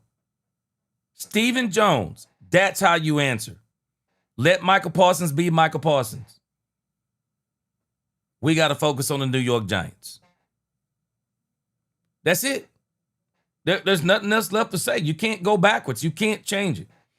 And one thing I'm telling you about negative people, negative people live in the past. Negative people live in the past. I can't live in the past. We can't live in the past. There's nothing we can change about the past. The only thing we can work on is our present and prepare for our future. That's the only thing we can work on. And the Cowboys right now, they have. Jadeveon Clowney is not a Michael Parsons replacement. Jadeveon Clowney will be a piece that can just make this team stronger. Because I'm telling you, we have only played one game, and we're not even giving our own edge rushers a chance. How do we jump to the conclusion in one game that our edge rushers themselves are not going to get 45 sacks? How do we know they're not going to get 45 or even 50 sacks? We don't know yet, but we haven't given them a chance. We got to let them play some games. Let's get a good snapshot of this defense. Philadelphia is not a good enough snapshot. We need a larger snapshot of this team. We do. We need a larger snapshot of this team. And even the Cowboys after one game, they don't necessarily know what they are either. I think they're going to try to figure it out over the next 2 to 3 games so that by the time we see the Green Bay Packers, we're going to be ready because it's going to be a playoff atmosphere against the Green Bay Packers. And then every game after that, it just ramps up more and more and more. So the Cowboys are trying to figure out what they are. But again, Jadeveon Clowney seems like to me he's going to be a Cowboy unless somebody comes and snatches him up over the next 3 to 4 days. But it sounds like to me Jadeveon Clowney is going to be a Cowboy unless he wants to wait it out 3 or 4 weeks. And by that time, the Cowboys probably will have moved on. Negotiation potentially with Clowney because of his age and injury history and what he's been paid in the past? Well, all those things are just a part of any negotiation. It's the full body of work's looked at when you decide to pay a player, and with that comes, age, injury. With that comes how disruptive and productive a player is. Those are all things that get factored into where you ultimately come up with a number. What would you say is probably the biggest misconception that we have from the outside looking in when it comes to these contract talks? I think just I think the biggest is you can't just flip a switch and think the deal gets done. Yeah. And they're doing in their mind they have a process they go through, and there's agents who want to be really slow to trigger and believe that, hey, if I don't get a deal this year, waiting another year as long as my guy, doesn't have something catastrophic type injury or something, they're right. Usually the number goes up, and they're just not, they're certainly not intentional to get in there and get something done. And obviously the bigger the contracts, which we've been through lately between probably like no other team, between having 2 of the top non-quarterback players in the NFL and Dak, those things have a lot of moving parts to it. And I'd say that's probably the biggest thing I hear or see out there, that people just think you can say, okay, we're going to get this contract done today. That's just not how it works anymore. And there's a lot of moving parts to it. And, the timing's got to be right. And, sometimes that takes, time to get things done. Stephen, we all sit there every week and watch Brandon Aubrey make field goals from the middle of the field, the logo, all day. And I was just wondering, there's not a great history of kickers and negotiations and stuff. Is there something you go off of? Do you have an idea? It seems like a really difficult position to have to pay because of the unknown. Sign him. Well, I think the biggest thing is these kickers keep getting better and better, the pool of them. I mean, they're very accurate. They're very good at what they do. More and more, they have most of them have great leg strength. And sign him. But, there's always differentiators. Certainly, no doubt that our guy has performed as good as anyone in this business over the last 2 or 3 years. And, there's certainly precedent for those who perform at high levels, and then there's the next level down, and believe me, you get into the the finite detail of this stuff, and it's it's certain. Then you got to decide, is that worth it to pay a premium for analytically more yardage, percentage, all the things that would go into a kicker. And those are all things that we'll evaluate when it comes to our kicker. All right, Stephen, how nervous should we be about this Deron Bland injury? I feel like we're snake bitten here. We can't get him and Bland out there. I really do think we're going to be fine. You hate it when any injury happens, but it was a freak injury in terms of, how he did it. But we feel really good that it's going to be of the short end of the stick in terms of how much time we'll miss. Hopefully not more than a couple games. Obviously, that's a next man up situation. What makes Reddy Stewart the guy over, say, Zion Childress? I think it's just, he's done it. He's been with Flus, and that's where they're comfortable right now. I love Zion Childress too. I think he's a football player. I think he's a baller, and I think he'd do a good job as well. And but you're right, it's next man up, and there's a good chance Zion's going to be dressed out for this game and be a part of this. And but we have a lot of confidence in Coach Flus and his staff to get the right guys out there and then get them in the right spot to win the football game. All right, Stephen, I got to, before we let you go, I got to give you some props, and I got to eat some crow because at camp I said I didn't think you guys would ever let go of a star player, and the agents were exploiting that, and you said I was about 90% wrong, and I believe you guys showed what you had a couple of weeks ago there. Well, you got to always be willing to do what's best for the organization, and you're always going to have people who don't, who are going to have second thoughts on that. Not everybody's going to be 100% in agreement, but I'll also tell you that we spent a lot of time on this, and it evolved over time, and it was a full body of work, and we felt like we did the best thing for our organization, and wish Micah nothing but the best. I'm telling you, did I not say this? Anybody who understands, it doesn't even have to be sports. If you understand a major decision, you have to always consider if we do, if we don't. I believe them. This was not a spur of the moment. It wasn't about Michael telling them to take it where, and no, Michael and his agent said themselves, they tried to come back to the Cowboys at the last minute. And Jerry said, no, you can take that or leave it. I'm leaving it. Jerry said no, and this franchise is moving on. Steven said we moving on. And I'm telling you, this was also about, they discussed all of this. This team wants to be better against the run because they understand something.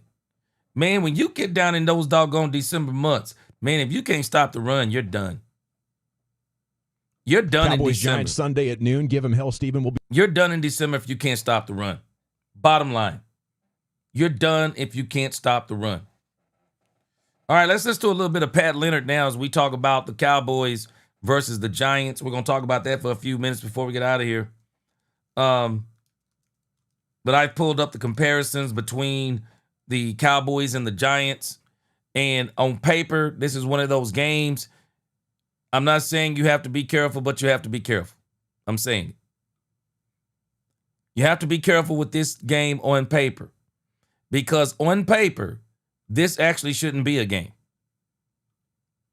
And especially after we watched the doggone Giants last night. I mean, not the Giants. After watching the Washington Commanders last night, oh my. After watching the Washington Commanders, and they put up 21 points on the Giants, that's it. Now I see why that was it. They don't really have any weapons. Boy, if the Cowboys go in here and play the way they played against the Eagles and don't drop the passes this time and don't fumble the ball, this should literally be a rout. Daily News, host of the Talkin' Ball podcast on YouTube. And a good afternoon, Pat. Thanks for joining us here on the home of the Cowboys. How are you? You got it. Thanks for having me on. Well, yeah, I mean, this is terrific to have you here. This is the beat writer for the Giants. Before the game, are you disappointed we aren't seeing Jackson Dart already? Yes, I am. I think the Giants' offense would look better with Dart in. I'm not saying he would fix everything, but I think if you look at, let's say, the Minnesota Vikings with J.J. McCarthy and the way that can inject some life into a team, into a franchise, I think Dart has the ability and the moxie to do that. And I think the Giants are playing with fire, with maybe losing their season before he enters if they continue to wait with Russell Wilson in a. I think the New York Giants, y'all tell me what you think. I think the New York Giants are making a business decision with Jackson Dart. I think the New York Giants are basically saying that we don't have the offensive line to protect Jackson Dart. I think that's what the Giants are saying. We don't want Jackson Dart in a season. Let me tell you, if we think the Cowboys' schedule is hard, do we not realize the Giants have almost the identical schedule to put Jackson Dart in against some of the teams the Giants are going to face? Do you really want him to take that beating? Their offensive line is in shambles. And it's even more in shambles this week when we look at the doggone injury report. We'll kind of acclimate all of the last three subjects that we have. We'll acclimate all of them into this discussion. When you look at the doggone injury report for the New York Giants, they have a very, very significant injury on there. And the injury to Andrew Thomas, offensive lineman Andrew Thomas, he's doubtful. You're putting Jackson Dart out with this dude out? There is no way, if you truly are saying that Jackson Dart is the future of the franchise, man, you are not putting this dude on the field right now. Man, you put this dude on the field right now, you get murdered. He'll be running for his life all day. Now, I don't know, maybe some think that would be good enough to give the Cowboys some problems. But hey, Pat Leonard, I don't know if I agree with you on this one. Maybe you pick another game, but I don't know about this one. Do you think we could see him at halftime of as early as this game? Yes, I do. I know Brian Daboll has full confidence in Dart. He wouldn't have him as the number 2 dressed on game day ahead of Jameis Winston if he didn't. And I honestly believe that his mobility, his toughness, and for a young quarterback, it's rare to see this, but he does keep his eyes down the field even when the pocket starts collapsing. Like, he can get out and run, but he's not just going to bail and abandon the play. Like, he does have an arm, and he's going to stand in there and take a hit to make a play. So, I think that there's a chance that we do see him in this game if Wilson has a similar first half that they did against the Commanders. I'm not sure, but we'll see. But I think Pat Leonard is being a little premature here. Man, I would not be playing this dude. Their offensive line is in shambles. I just wouldn't be playing this dude. I wouldn't. Unless you're just saying that you think he can get away from the Cowboys pass rush. So I guess if you're saying that, I guess it don't matter. But if I'm the Giants, I'm sticking to exactly what I'm doing now. I'll let doggone Russell Wilson get his brains beat out. I'll let him get his brains beat out, and then we'll see where we go from there. I'll see where we go from there. But hey, the Cowboys will be ready either way. I got a strange feeling. Brian Broder said he don't think they're going to spy out Russell Wilson. I would not be surprised if they do some spy work on Russell Wilson.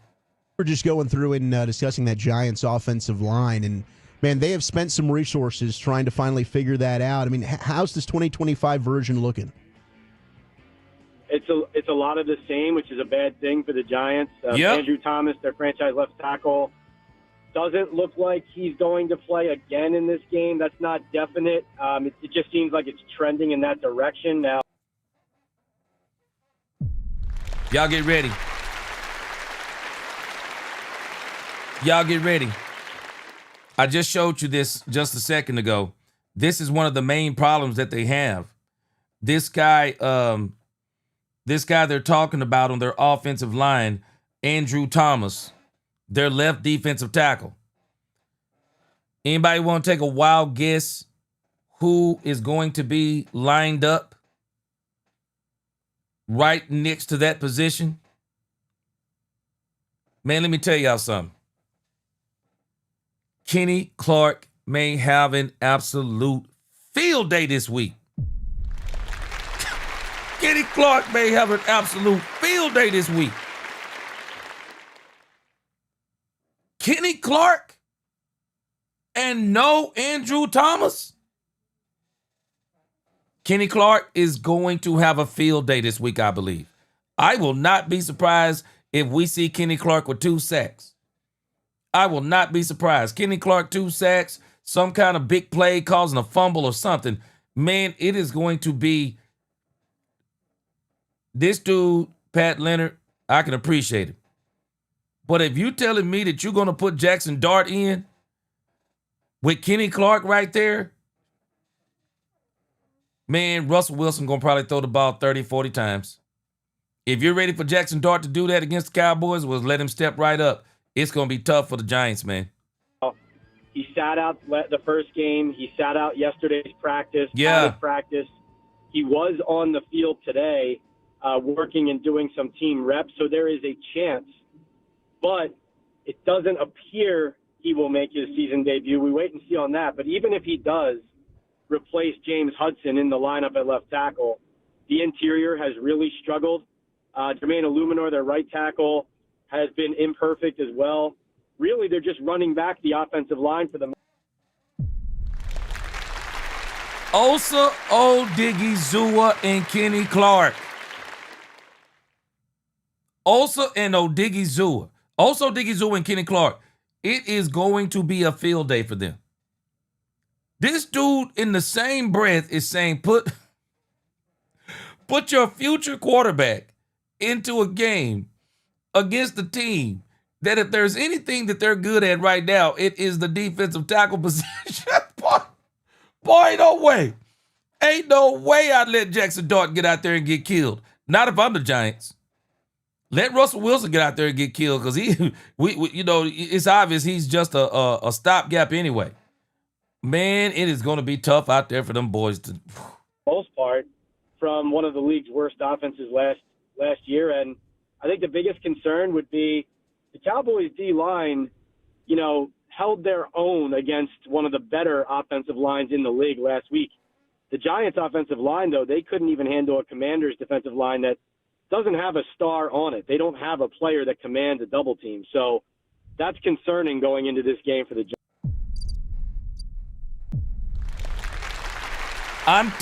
I'm telling y'all, Kenny Clark requires a double team.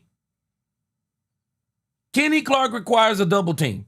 Or either Osa Odigizua. You pick your poison. How in the world? Boy, I'm telling you, you're going to see bootlegs. You're going to see rollouts. I am telling you, you're going to see pitches. You're going to see everything because there is nothing. I'm telling y'all, I do not understand how people were rating the Washington Commanders as a top 5 team. Pat Leonard is saying it. They don't have a star on their defense. They don't have a star on their defense. Of course Green Bay looked the way they looked against them. Of course they look like that. Why wouldn't they? The Commanders beat the Giants 21-6. What do you think it's going to be like with the Cowboys defense? Pat Leonard said it. I said it before he even said it. We have to understand who we played. We played arguably the best team in the league, the Philadelphia Eagles. Granted, without Jalen Carter. We still held our own, though. We held our own against everybody else they had. Boy, the Giants are in for it. It's going to be tough. Giants. What's the status of Malik Neighbors right now? Is he frustrated? What's the deal? He definitely got a talking to after that game because he came out yesterday and was all smiles, was joking about his behavior, and he did acknowledge he has to show his frustration in a better way, to be more constructive, to be more one-on-one rather than yelling on the sideline, things like that. But he's fiery. The problem is Dable has given him carte blanche as a 22-year-old, rather than it being very structured. Neighbors can kind of just do whatever he wants, and they put all that trust in him. That's good if things are going well, but when things are going poorly, and then you need to apply more structure and be more strict as a coach with that player, it's kind of hard to put it back in the box, you know? So he declined to answer a question about the Giants' futility over the years against the Cowboys. So even though he put on a smiling face, by the end of it, kind of that sour taste of how bad the Giants have been, you could see that kind of come back across his face.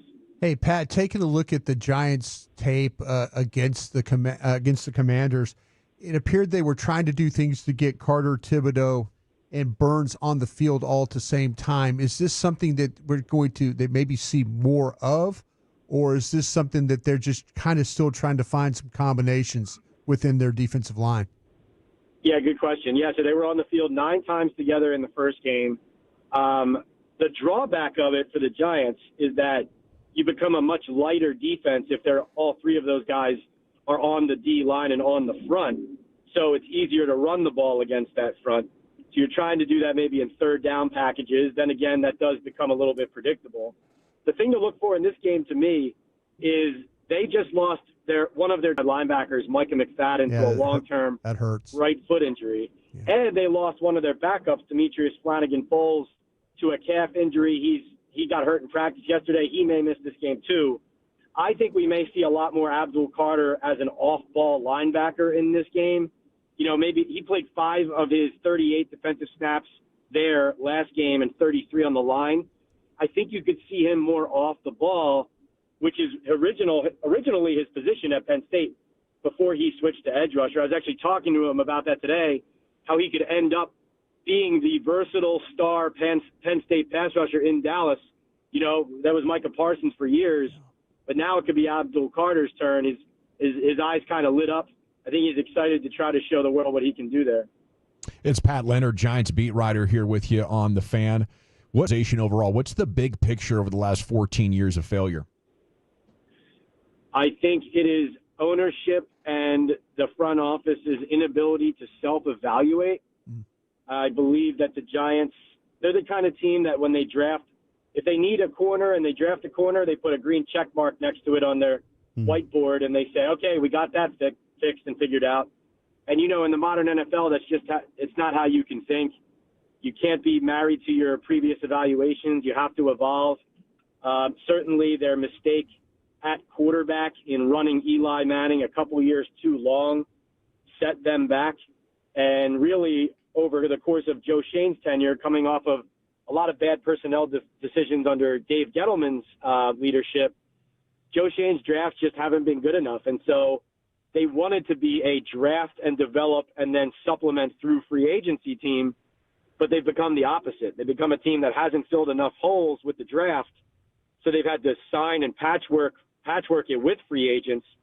And now they're in a position in year 4 of this regime where they're hoping for better results from their homegrown talent, but you can't just magically snap your fingers. John Mara and ownership, they're trying to now give more patience to this regime after firing 3 consecutive head coaches in Ben McAdoo, Pat Shurmur, and Joe Judge, either during or after their second season.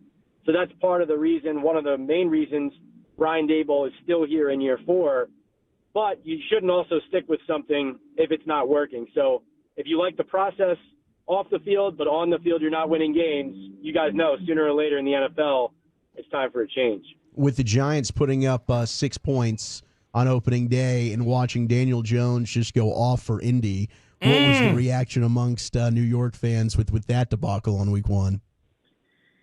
Yeah, that's a really good question. A lot of disgust, a lot of frustration, because this is now a trend of whether it's Xavier McKinney to the Packers, Julian Love to the Seahawks, Saquon Barkley to the Eagles leading the way, Daniel Jones, even Evan Engram having new life at tight end down in Jacksonville, consistently through all these years of futility that you referenced. Now, especially recently, the Giants are not only misevaluating their own roster, but then when they let these guys go, they're going and flourishing at these other stops. And obviously the Saquon situation was embarrassing and couldn't have gone worse, but they actually gave Daniel Jones a 4-year, $160 million contract. Daniel Jones is going to be even more embarrassing. And then reneged on it after 2 years. If he's going to star and have a second coming like Sam Darnold did in Minnesota and Indianapolis, Giants fans know what that means. It instills even less trust in the decision makers that are running the show now. Hey, Pat, when it looked like to me in the secondary with the stuff with the corners with Paulson and Debo, and he was traveling with McLaurin. How do you feel like that they're going to play the secondary this week? And are they going to pick either Lamb or Pickens to travel, or is it just no? We're gonna just try and play this thing pretty straight up. Yeah, I don't know for sure. I would guess that CD would get a Debo, and they would try to consistently keep safety help over top of both, honestly, but sure, definitely maybe with the double over Pickens, and then sometimes it's a Debo one-on-one with Lamb. But, that's dangerous. I mean, it's not showing up on the stat sheet, but Debo did get beaten by Terry McLaurin in one-on-one coverage with no safety help for what should have been like a 60-yard touchdown, and Jaden Daniels missed it by like 3 yards over top of McLaurin's head. Right. So I would say there's nothing perfect the Giants can do to stop this passing attack. They just desperately need their D-line and their pressure to get to Dak. Sure. Because there were a lot of holes in their zone down the field for the Commanders in that first game. Their coverage was not good enough, and it could have been a lot worse, but the Commanders dropped, I believe, 5 passes, and I believe all of them were like 10, 12, 20, 25 yards down the field, like in windows, open, wide open, some of them catch and run. So I think the Cowboys are going to score points in this game. I think it's just about whether the Giants can score points to match them. The one other thing on defense I would say, Dexter Lawrence took a lot longer than the Giants advertised during the offseason to get into full practice shape or full practice reps from a dislocated elbow that he actually sustained in Dallas late last season. He is not back to his full former self. He's not in the same playing shape he is when he's top level, and he was very quiet in the first game against Washington. Now, they doubled him almost 70% of the time when he was on the field, but he breaks through double teams. He's a game wrecker, and if he doesn't turn into his typical self in this game, then this game's not going to be close. Pat Leonard with us here on 105.3 The Fan, Giants beat writer. One player that I'm a little bit nervous about offensively for the Giants, we know how good Malik Neighbors is. With the Cowboys corner situation, what can you tell us about Wan'Dale Robinson? Yeah, so he was a huge part of their game plan, both in kick return, which is new this year. He's questionable. And as he's the catch and run guy. Now, Neighbors can do that too, and is the most dangerous no matter where you're getting him the ball. But there was a lot of focus in week 1 against Washington about getting the ball to Wan'Dale Robinson at the boundaries and having him make guys miss at the line of scrimmage. Now, he had minimal success with that. He had 1 or 2 plays that worked out largely. I would say he's a quick player, but not extremely fast. So, like, he's a Jaden Reed light, if you want to use, like, the Packers wide receiver. So they like him. They think he's a playmaker, but he is undersized. He was out of practice yesterday with an ankle. He was back today, though, so he will be playing in the game. But I think the player to look for to be more involved would be Darius Slayton down the field. The Giants spent all offseason talking about how they needed to be more explosive, and they really didn't push the ball down the field much at all against Washington. If they did, it was to Neighbors, and it was pretty predictable. So I think they're going to try to push the ball down the field more to a guy like Slayton. And it'll be interesting to see if they can buy time for Wilson to do that.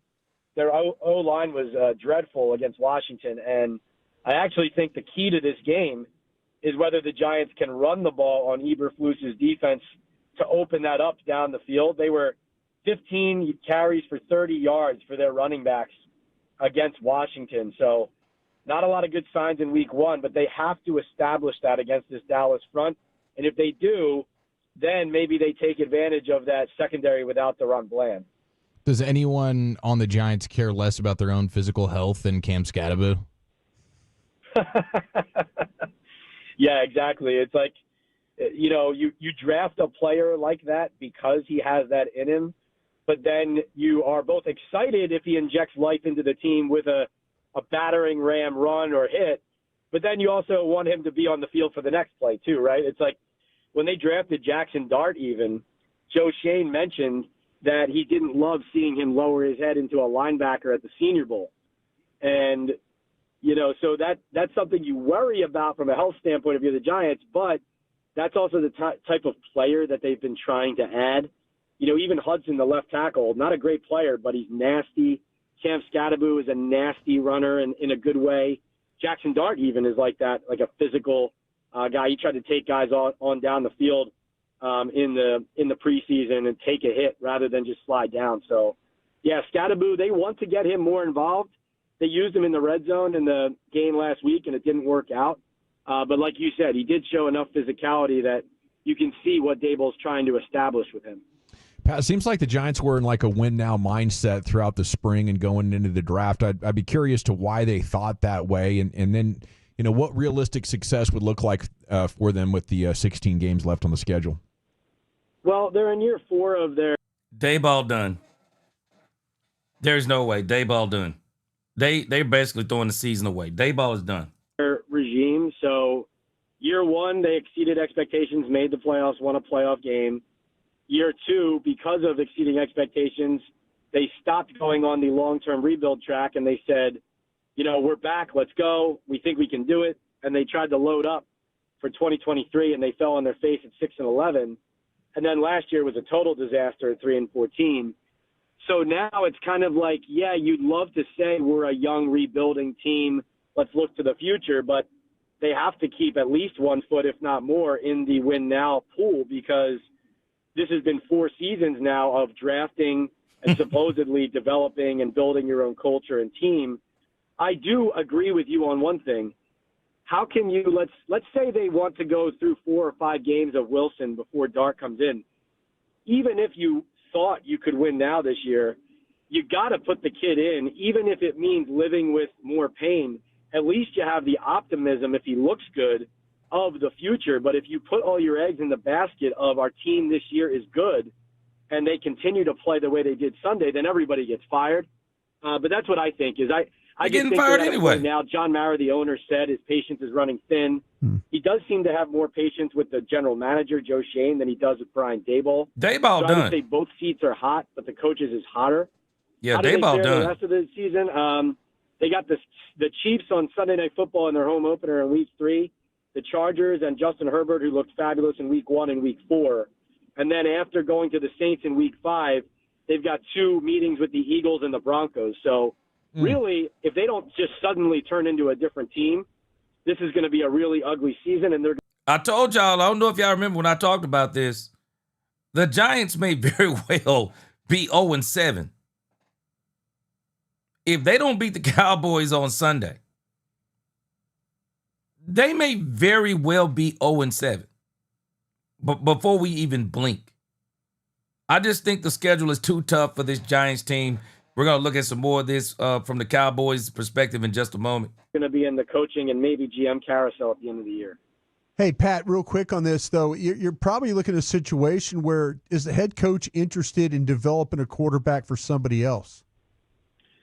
That's a great point. And that's so last year. He helped out Josh Allen.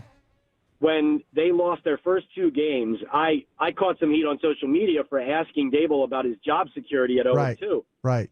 And the reason I asked that question then, though, was because I had information that if they slid to 0-3, 0-4, 0-5, he could legit just get fired right then and there. And he won 2 of those first 5 games against Cleveland and Seattle. And even though they finished 3-14, it stemmed the tide. It bought him enough time to get to this season. This year, the question of Dart. How does 3-14 get you to the next season? It makes the water murky about when Daboll actually loses his job if it continues to go this way. Because to your point, it's like, how does the young quarterback factor into this? Does Daboll buy more time by waiting to put the kid in and then get to 2026 regardless of the record? Don't do it. Because Dart looks good late in a lost season. Right. Or does he need Dart to come in early enough before you're 0-6 or 0-5 or whatever to buy you the time down the stretch of this season and into 26? I don't even know if Daboll knows the answer to that. What I do know is that he has accelerated, because Dart has accepted and handled it well, the process of getting him close to the field. You guys remember Eli Manning, Daniel Jones, 2019, Jones goes in week 1 in garbage time in Dallas and takes over for Eli a couple weeks later. I think it's going to look very similar here with Wilson and Dart. You can watch Pat Leonard on YouTube, the Talking Ball podcast. Read him in the New York Daily News. Really good stuff, man. Thank you so much for it. Thank you, guys. Thanks for having me on. Well, I'm just telling you now, after listening to Pat Leonard, the New York Giants' own beat writer, talk about them, the Cowboys should absolutely feast on the Giants if they're focused. If they are focused, they should eat on the Giants. They should absolutely eat on this team. We're going to look at the Giants versus the Cowboys ourselves here.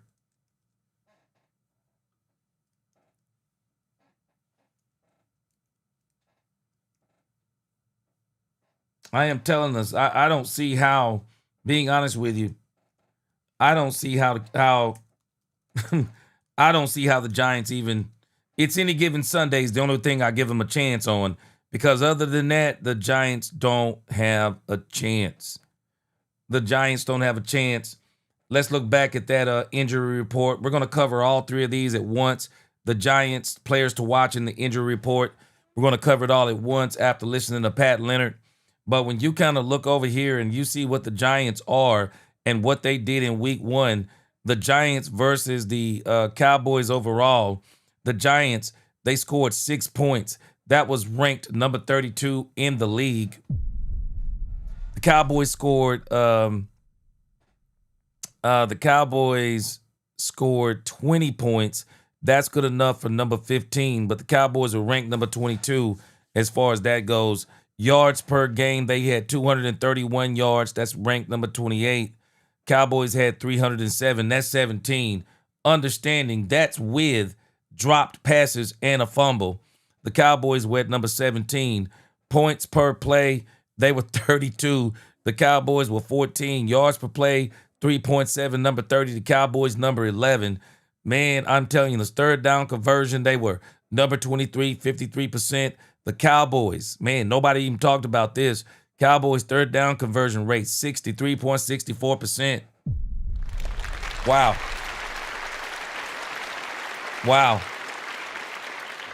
Fourth down conversion, the Cowboys were 20%.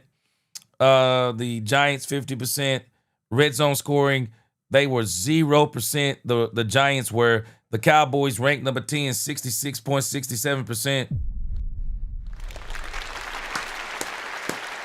Yeah. Cowboys balled, man. Cowboys balled. Cowboys 2 touchdowns, 13. The Giants 0. I mean, I'm just telling you, if the Cowboys just come out and do what they're supposed to do, they should literally, I'm telling you, by the fourth quarter, we should see Joe Milton. It's going to be that crucial. It should absolutely be that crucial as it applies to this game. It should be that crucial. The Giants, again, pass play percentage, they threw the ball 63% of the time. 63% of the time. Completion ratio was 46%. That was number 31. Yards per pass, 4.5. 37 passes, ranked number 9. Pass yards, number 23. Interceptions thrown, they didn't throw any, looks like. Quarterback sacked 5% of the time. They ranked number 17. The Cowboys, again, pass play percentage. This is kind of what I figured. I told y'all about the Cowboys and Brian Schottenheimer that it's kind of determined about his personnel. When you look at passing, I figured it was going to be 60-40 or 65-35. It was about 60. It was about 61-39. Pass play percentage, they were number 11. Completion percentage, number 22. That was because of drops. Yards per pass, 5.5, 24. And that's kind of versus the Giants. Passes in the game, 34, number 13. Pass yards, 188, 18. Interceptions thrown, 0. They ranked number 1 there. Quarterback sacked, no sacks. Cowboys ranked really good there at number 1. And so, man, this is going to be a very, very tough game for the Giants. And I really think the Cowboys, with the way the offensive line is looking, Cowboys going to have a field day defensively. I also think the Cowboys should do pretty good defensive rushing the ball too. The Cowboys' rush play percentage was 39%. They ranked 22. Yards per rush, 5.4. Let's figure in, though, Miles Sanders' big run. That helped them in the yard per rush percentage. Rushes per game, 22. Basically, they ranked number 25. Rush yards per game, 119. Figure in again, Miles Sanders' big run, 49-yard run. Rushing TDs, they had 2. They ranked number 5. So the Cowboys, man, this is a game where it should be absolutely lopsided. Another place the Cowboys don't get enough credit. When you look at the Cowboys and their penalties, the Cowboys only 4 penalties. That was number 2. Penalties per play, they were number 4. Penalty yards, 42. Penalty yards here, 10.5 per penalty. That's ranked number 27. The New York Giants didn't do too bad in the penalty department either. Looked like they were 5 for 35, 6 penalties, 6 penalties, 35 yards. Not too bad either. 5.8 yards per penalty. But nevertheless, the Cowboys should absolutely dominate this game.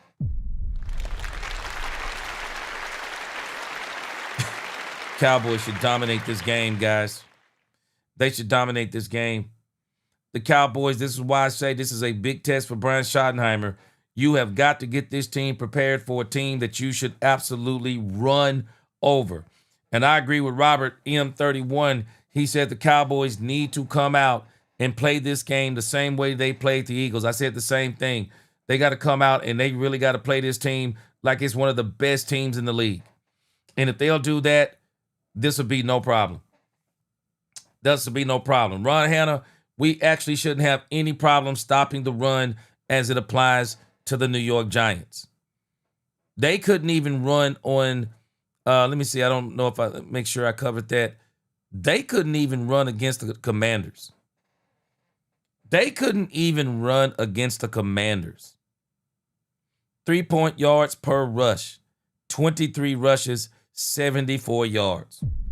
They couldn't even run against the no-name defense of the Commanders. Boy, they are going to have some issues with the Cowboys if the Cowboys play the way that they should. They are going to have some problems. Yeah, they're going to have some problems. This should be an absolute dominant game. This should be an absolute dominant game.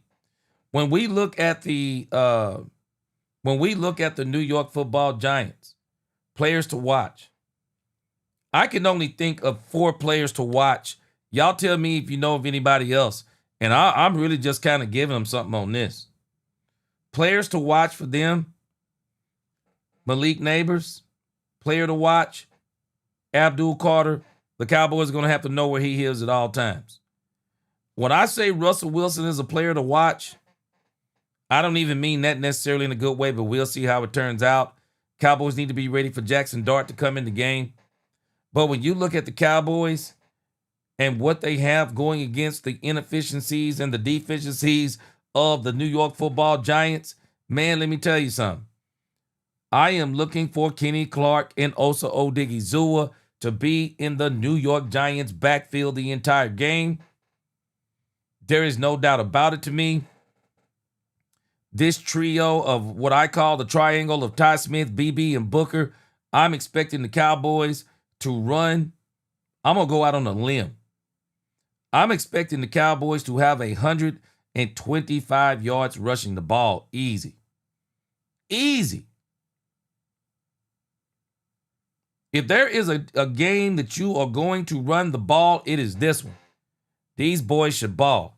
I am looking for the matchup that whenever Diggs is in, I'm looking for the matchup of him and Malik Neighbors.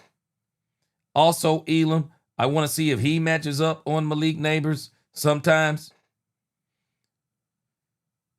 I don't think we're saying that this is going to be the George Pickens bounce back game, but I'm actually looking for George Pickens 10 targets minimum, while at the same time still looking at some big plays for Lamb. 10 targets minimum, expecting a bounce back game from Ferguson. I'm looking for at least 5 receptions from him and 1 touchdown. I'm looking for Javonte Williams to actually have close to 100 yards rushing, if not over. I'm looking for Miles Sanders. They're going to probably give Miles Sanders one more opportunity. I haven't seen the final Cowboys roster for this week, but I am telling us, everything that I have seen, everything I'm looking at in this game, every stat we're looking at and listening to the Leonard guy from the New York Giants, I don't see any way, unless there is a total collapse by the Cowboys, I don't see any way this team can beat the Cowboys if the Cowboys are who we think they are. I am going to go ahead. I'll give my prediction again tomorrow's show. But man, I'm just going at a minimum. This score to me is going to be something like, the Cowboys could surprise me, but I see this game being something like 34-9. 34-9. 34-9. I don't even see how this game is even close. I do not see how this game is close. The Cowboys got multiple players to watch. Man, I could have put so many players. Maurice Leafau, he gets time. If they play Miles Sanders, I mean, there are so many players that we could be watching on this Cowboys team. It is literally insanity. Literal insanity. So, y'all tell me what y'all think. Y'all tell me what you think. But I'm telling you, the Cowboys should absolutely dominate this game. Should dominate this. There's no reason why the Cowboys should not dominate this game. I mean, I've seen stranger things, but I just can't see how they have it. I just don't see. The Giants are just not equipped. Lisa Worley said if we would have traded Michael to the Giants, we would be getting the double.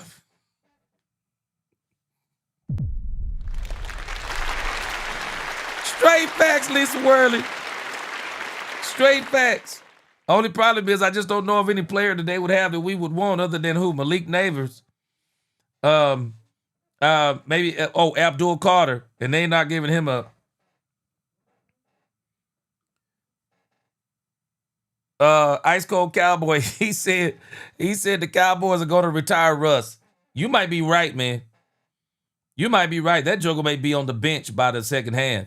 Lisa Worley said if we, I got that one already. I'm sorry, let me go down here. Yeah, Ice Cold said Dart in 2 years is going to be a quarterback to watch out for. He looks pretty good. He does. Ron Hanna said, man, one thing that would tick me off is if we allowed them to stay in the game because we're looking past them. I do think they're not going to look past them. This is the first home game for Brian Schottenheimer. I believe this team is going to be anxious to get Brian Schottenheimer his first win. This team wants to win at home after going 2-7 at home last year. They want to get a bounce back game from the Philadelphia Eagles. George Pickens is going to get more involved in this game. I think it's going to be, it'll have to be a total collapse for these boys to even do anything with the Cowboys. It'll be tough. Sean Brown said, do you remember when the Giants was the 5 seed in the playoffs and they came and whipped our butt and we had a good team then? So don't underestimate anyone. Sean Brown, but they had a good team too. They don't got no good team right now. They had a good team then. Yeah. If I'm not mistaken, that team came in. I think that team, if you're talking about that team that went to the Super Bowl, they had a pass rush that wouldn't quit. That ain't this team. Robert M. said agreed. New York O-line is their weakness because their D-line ain't no joke. Their D-line is going to be their only hope. And I think the Cowboys can neutralize them too, as long as they can kind of get them off kilter with some runs, keep them honest with the run game, hit them with the play action. Cowboys going to be good. I said the same thing, Ron Hanna. I don't understand. Jackson Dart don't. If I'm the Giants, Jackson Dart ain't getting in this game. Not me. Not me. I'm not risking my young quarterback's future putting him in against this team who I know has got real good, who's got real good defensive tackle play. I'm not doing it. Knowing that the middle of our offensive line is totally cooked, I'm not doing it. A Star is Born said the Cowboys will beat the Giants on Sunday for the 16 times in the last 17 games. Book it. I got a feeling they are too. I just can't see how the Giants could even be in this game. I can't see how they can be in it as long as the Cowboys come out. And the one thing that I've heard about Brian Schottenheimer is that his teams are always prepared. So I think they are going to be prepared to beat up on these boys. Danny said, Cowboys 27, the stinking Giants 10. Yeah. And boy, I think 10 will be a lot for them. I think even 9 is going to be a lot for them. I really do. Yeah, I think this team is going to be a lot better once we get Overshown for sure. Angel Days, love this channel. G tells the truth. I appreciate you. Let's see here. What up, Roderick from over there in Florida? What's going on? Yeah, Saquon didn't do anything against us. It was Hurst that killed us, no doubt. No containment. This is why I think they want Jadeveon Clowney. They want that discipline and that pursuit. But again, man, we're gonna get even more down and dirty with some more details tomorrow on this. But I just don't think there's a chance. Don't let me say that. There's a chance. Any given Sunday, there's a chance. But if the Cowboys come out and do what they're supposed to do, it's over. Sean Springer, I do not understand why they brought Brian Daboll back. I'll never understand it. Kevin Edwards said, I like how they think Dart is the answer. I don't understand that either. Big Robowski, he said, Daboll's going to have Russell putting up 42 on the scoreboard come Sunday. He better not. Shoot. Big Robowski, he better not. If he comes up out and put 42 on the Cowboys, boy, y'all better not turn on no TVs. Y'all better not turn on no TVs. Because they will destroy the Cowboys. They will destroy the Cowboys. Mike Torres, yeah, I'm telling you, I think Clowney is making a business decision. I don't think this is nothing about the Cowboys didn't want to pay the Jadeveon Clowney the way people are saying. I think this is Jadeveon Clowney seeing, is there anybody willing to give me something else? Yep, Jawan 100, that's where I am too. The dude's 32 years old. It is what it is. It's a football business. The dude wants to see if he can get more money. We'll see what happens.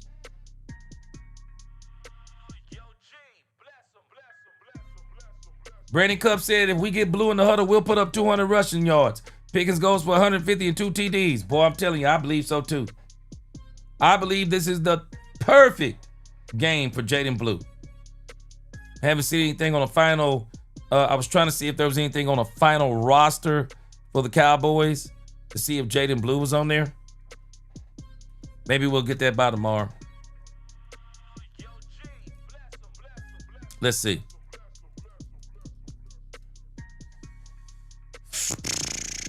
Don't see anything yet. Nope. Don't see anything yet. Don't see anything for the Cowboys yet. Maybe we'll get that tomorrow. We'll discuss that tomorrow on tomorrow's show. I don't see the Cowboys. They haven't released. Let's see. Don't see anything yet. Let me see.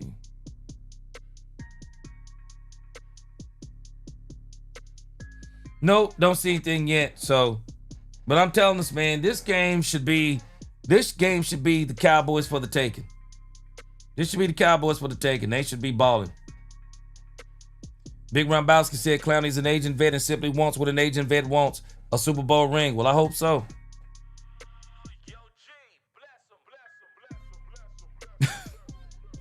Joe 100 said, the only player to watch for him is the kicker. He said that's the only player to watch. Brandon Cup, I think he's going for the money too. I do.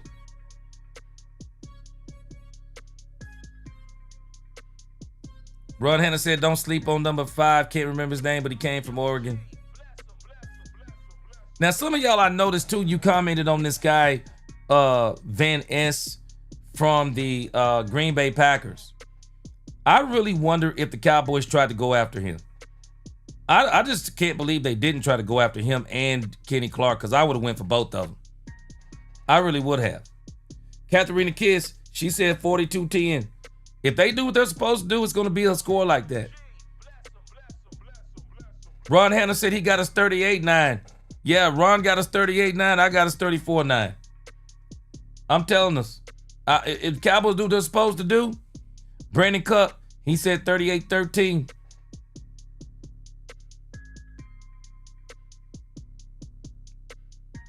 Shotty got to be prepared. And this is why I'm looking forward to this game. How good will they be prepared for their first home game? Trevor Bailey, what up with you? Yeah, I'm looking forward to this thing, man. And then the next game is going to be a really good game too against the Bears. But this one right here, this should be the game where we're ready to get Pickens acclimated. And I would love to see Jaden Blue get acclimated too. See what he can do against a team like the Giants. Jack Fan for life. Appreciate that super chat. He said if we lose to the Giants, we might as well pack the season up. Now saying that I expect the boys to punish the Giants. Dak will sit the fourth quarter. I think so too. I think so too. Dak Fan for life said 35-7. 35-7 Cowboys. All right, I'm in agreement, guys. I think it's going to be a pretty dominant game by the Cowboys. Dominic Pittman, I appreciate you. He said, have a great night, everyone. Great show as always, G. Appreciate y'all. I'm going to get some rest tonight because we're going to be back for the Cowboys. We're going to do a Saturday show, y'all. Might as well do it. We're going to do Saturday, so appreciate y'all rocking with me today. Y'all make sure y'all hit that like button, share, subscribe. Hit that HYPE button if you get the opportunity. Share this content on social media. Until the next time, DC4L, God bless. Let's talk Cowboys, where we talk facts. Peace.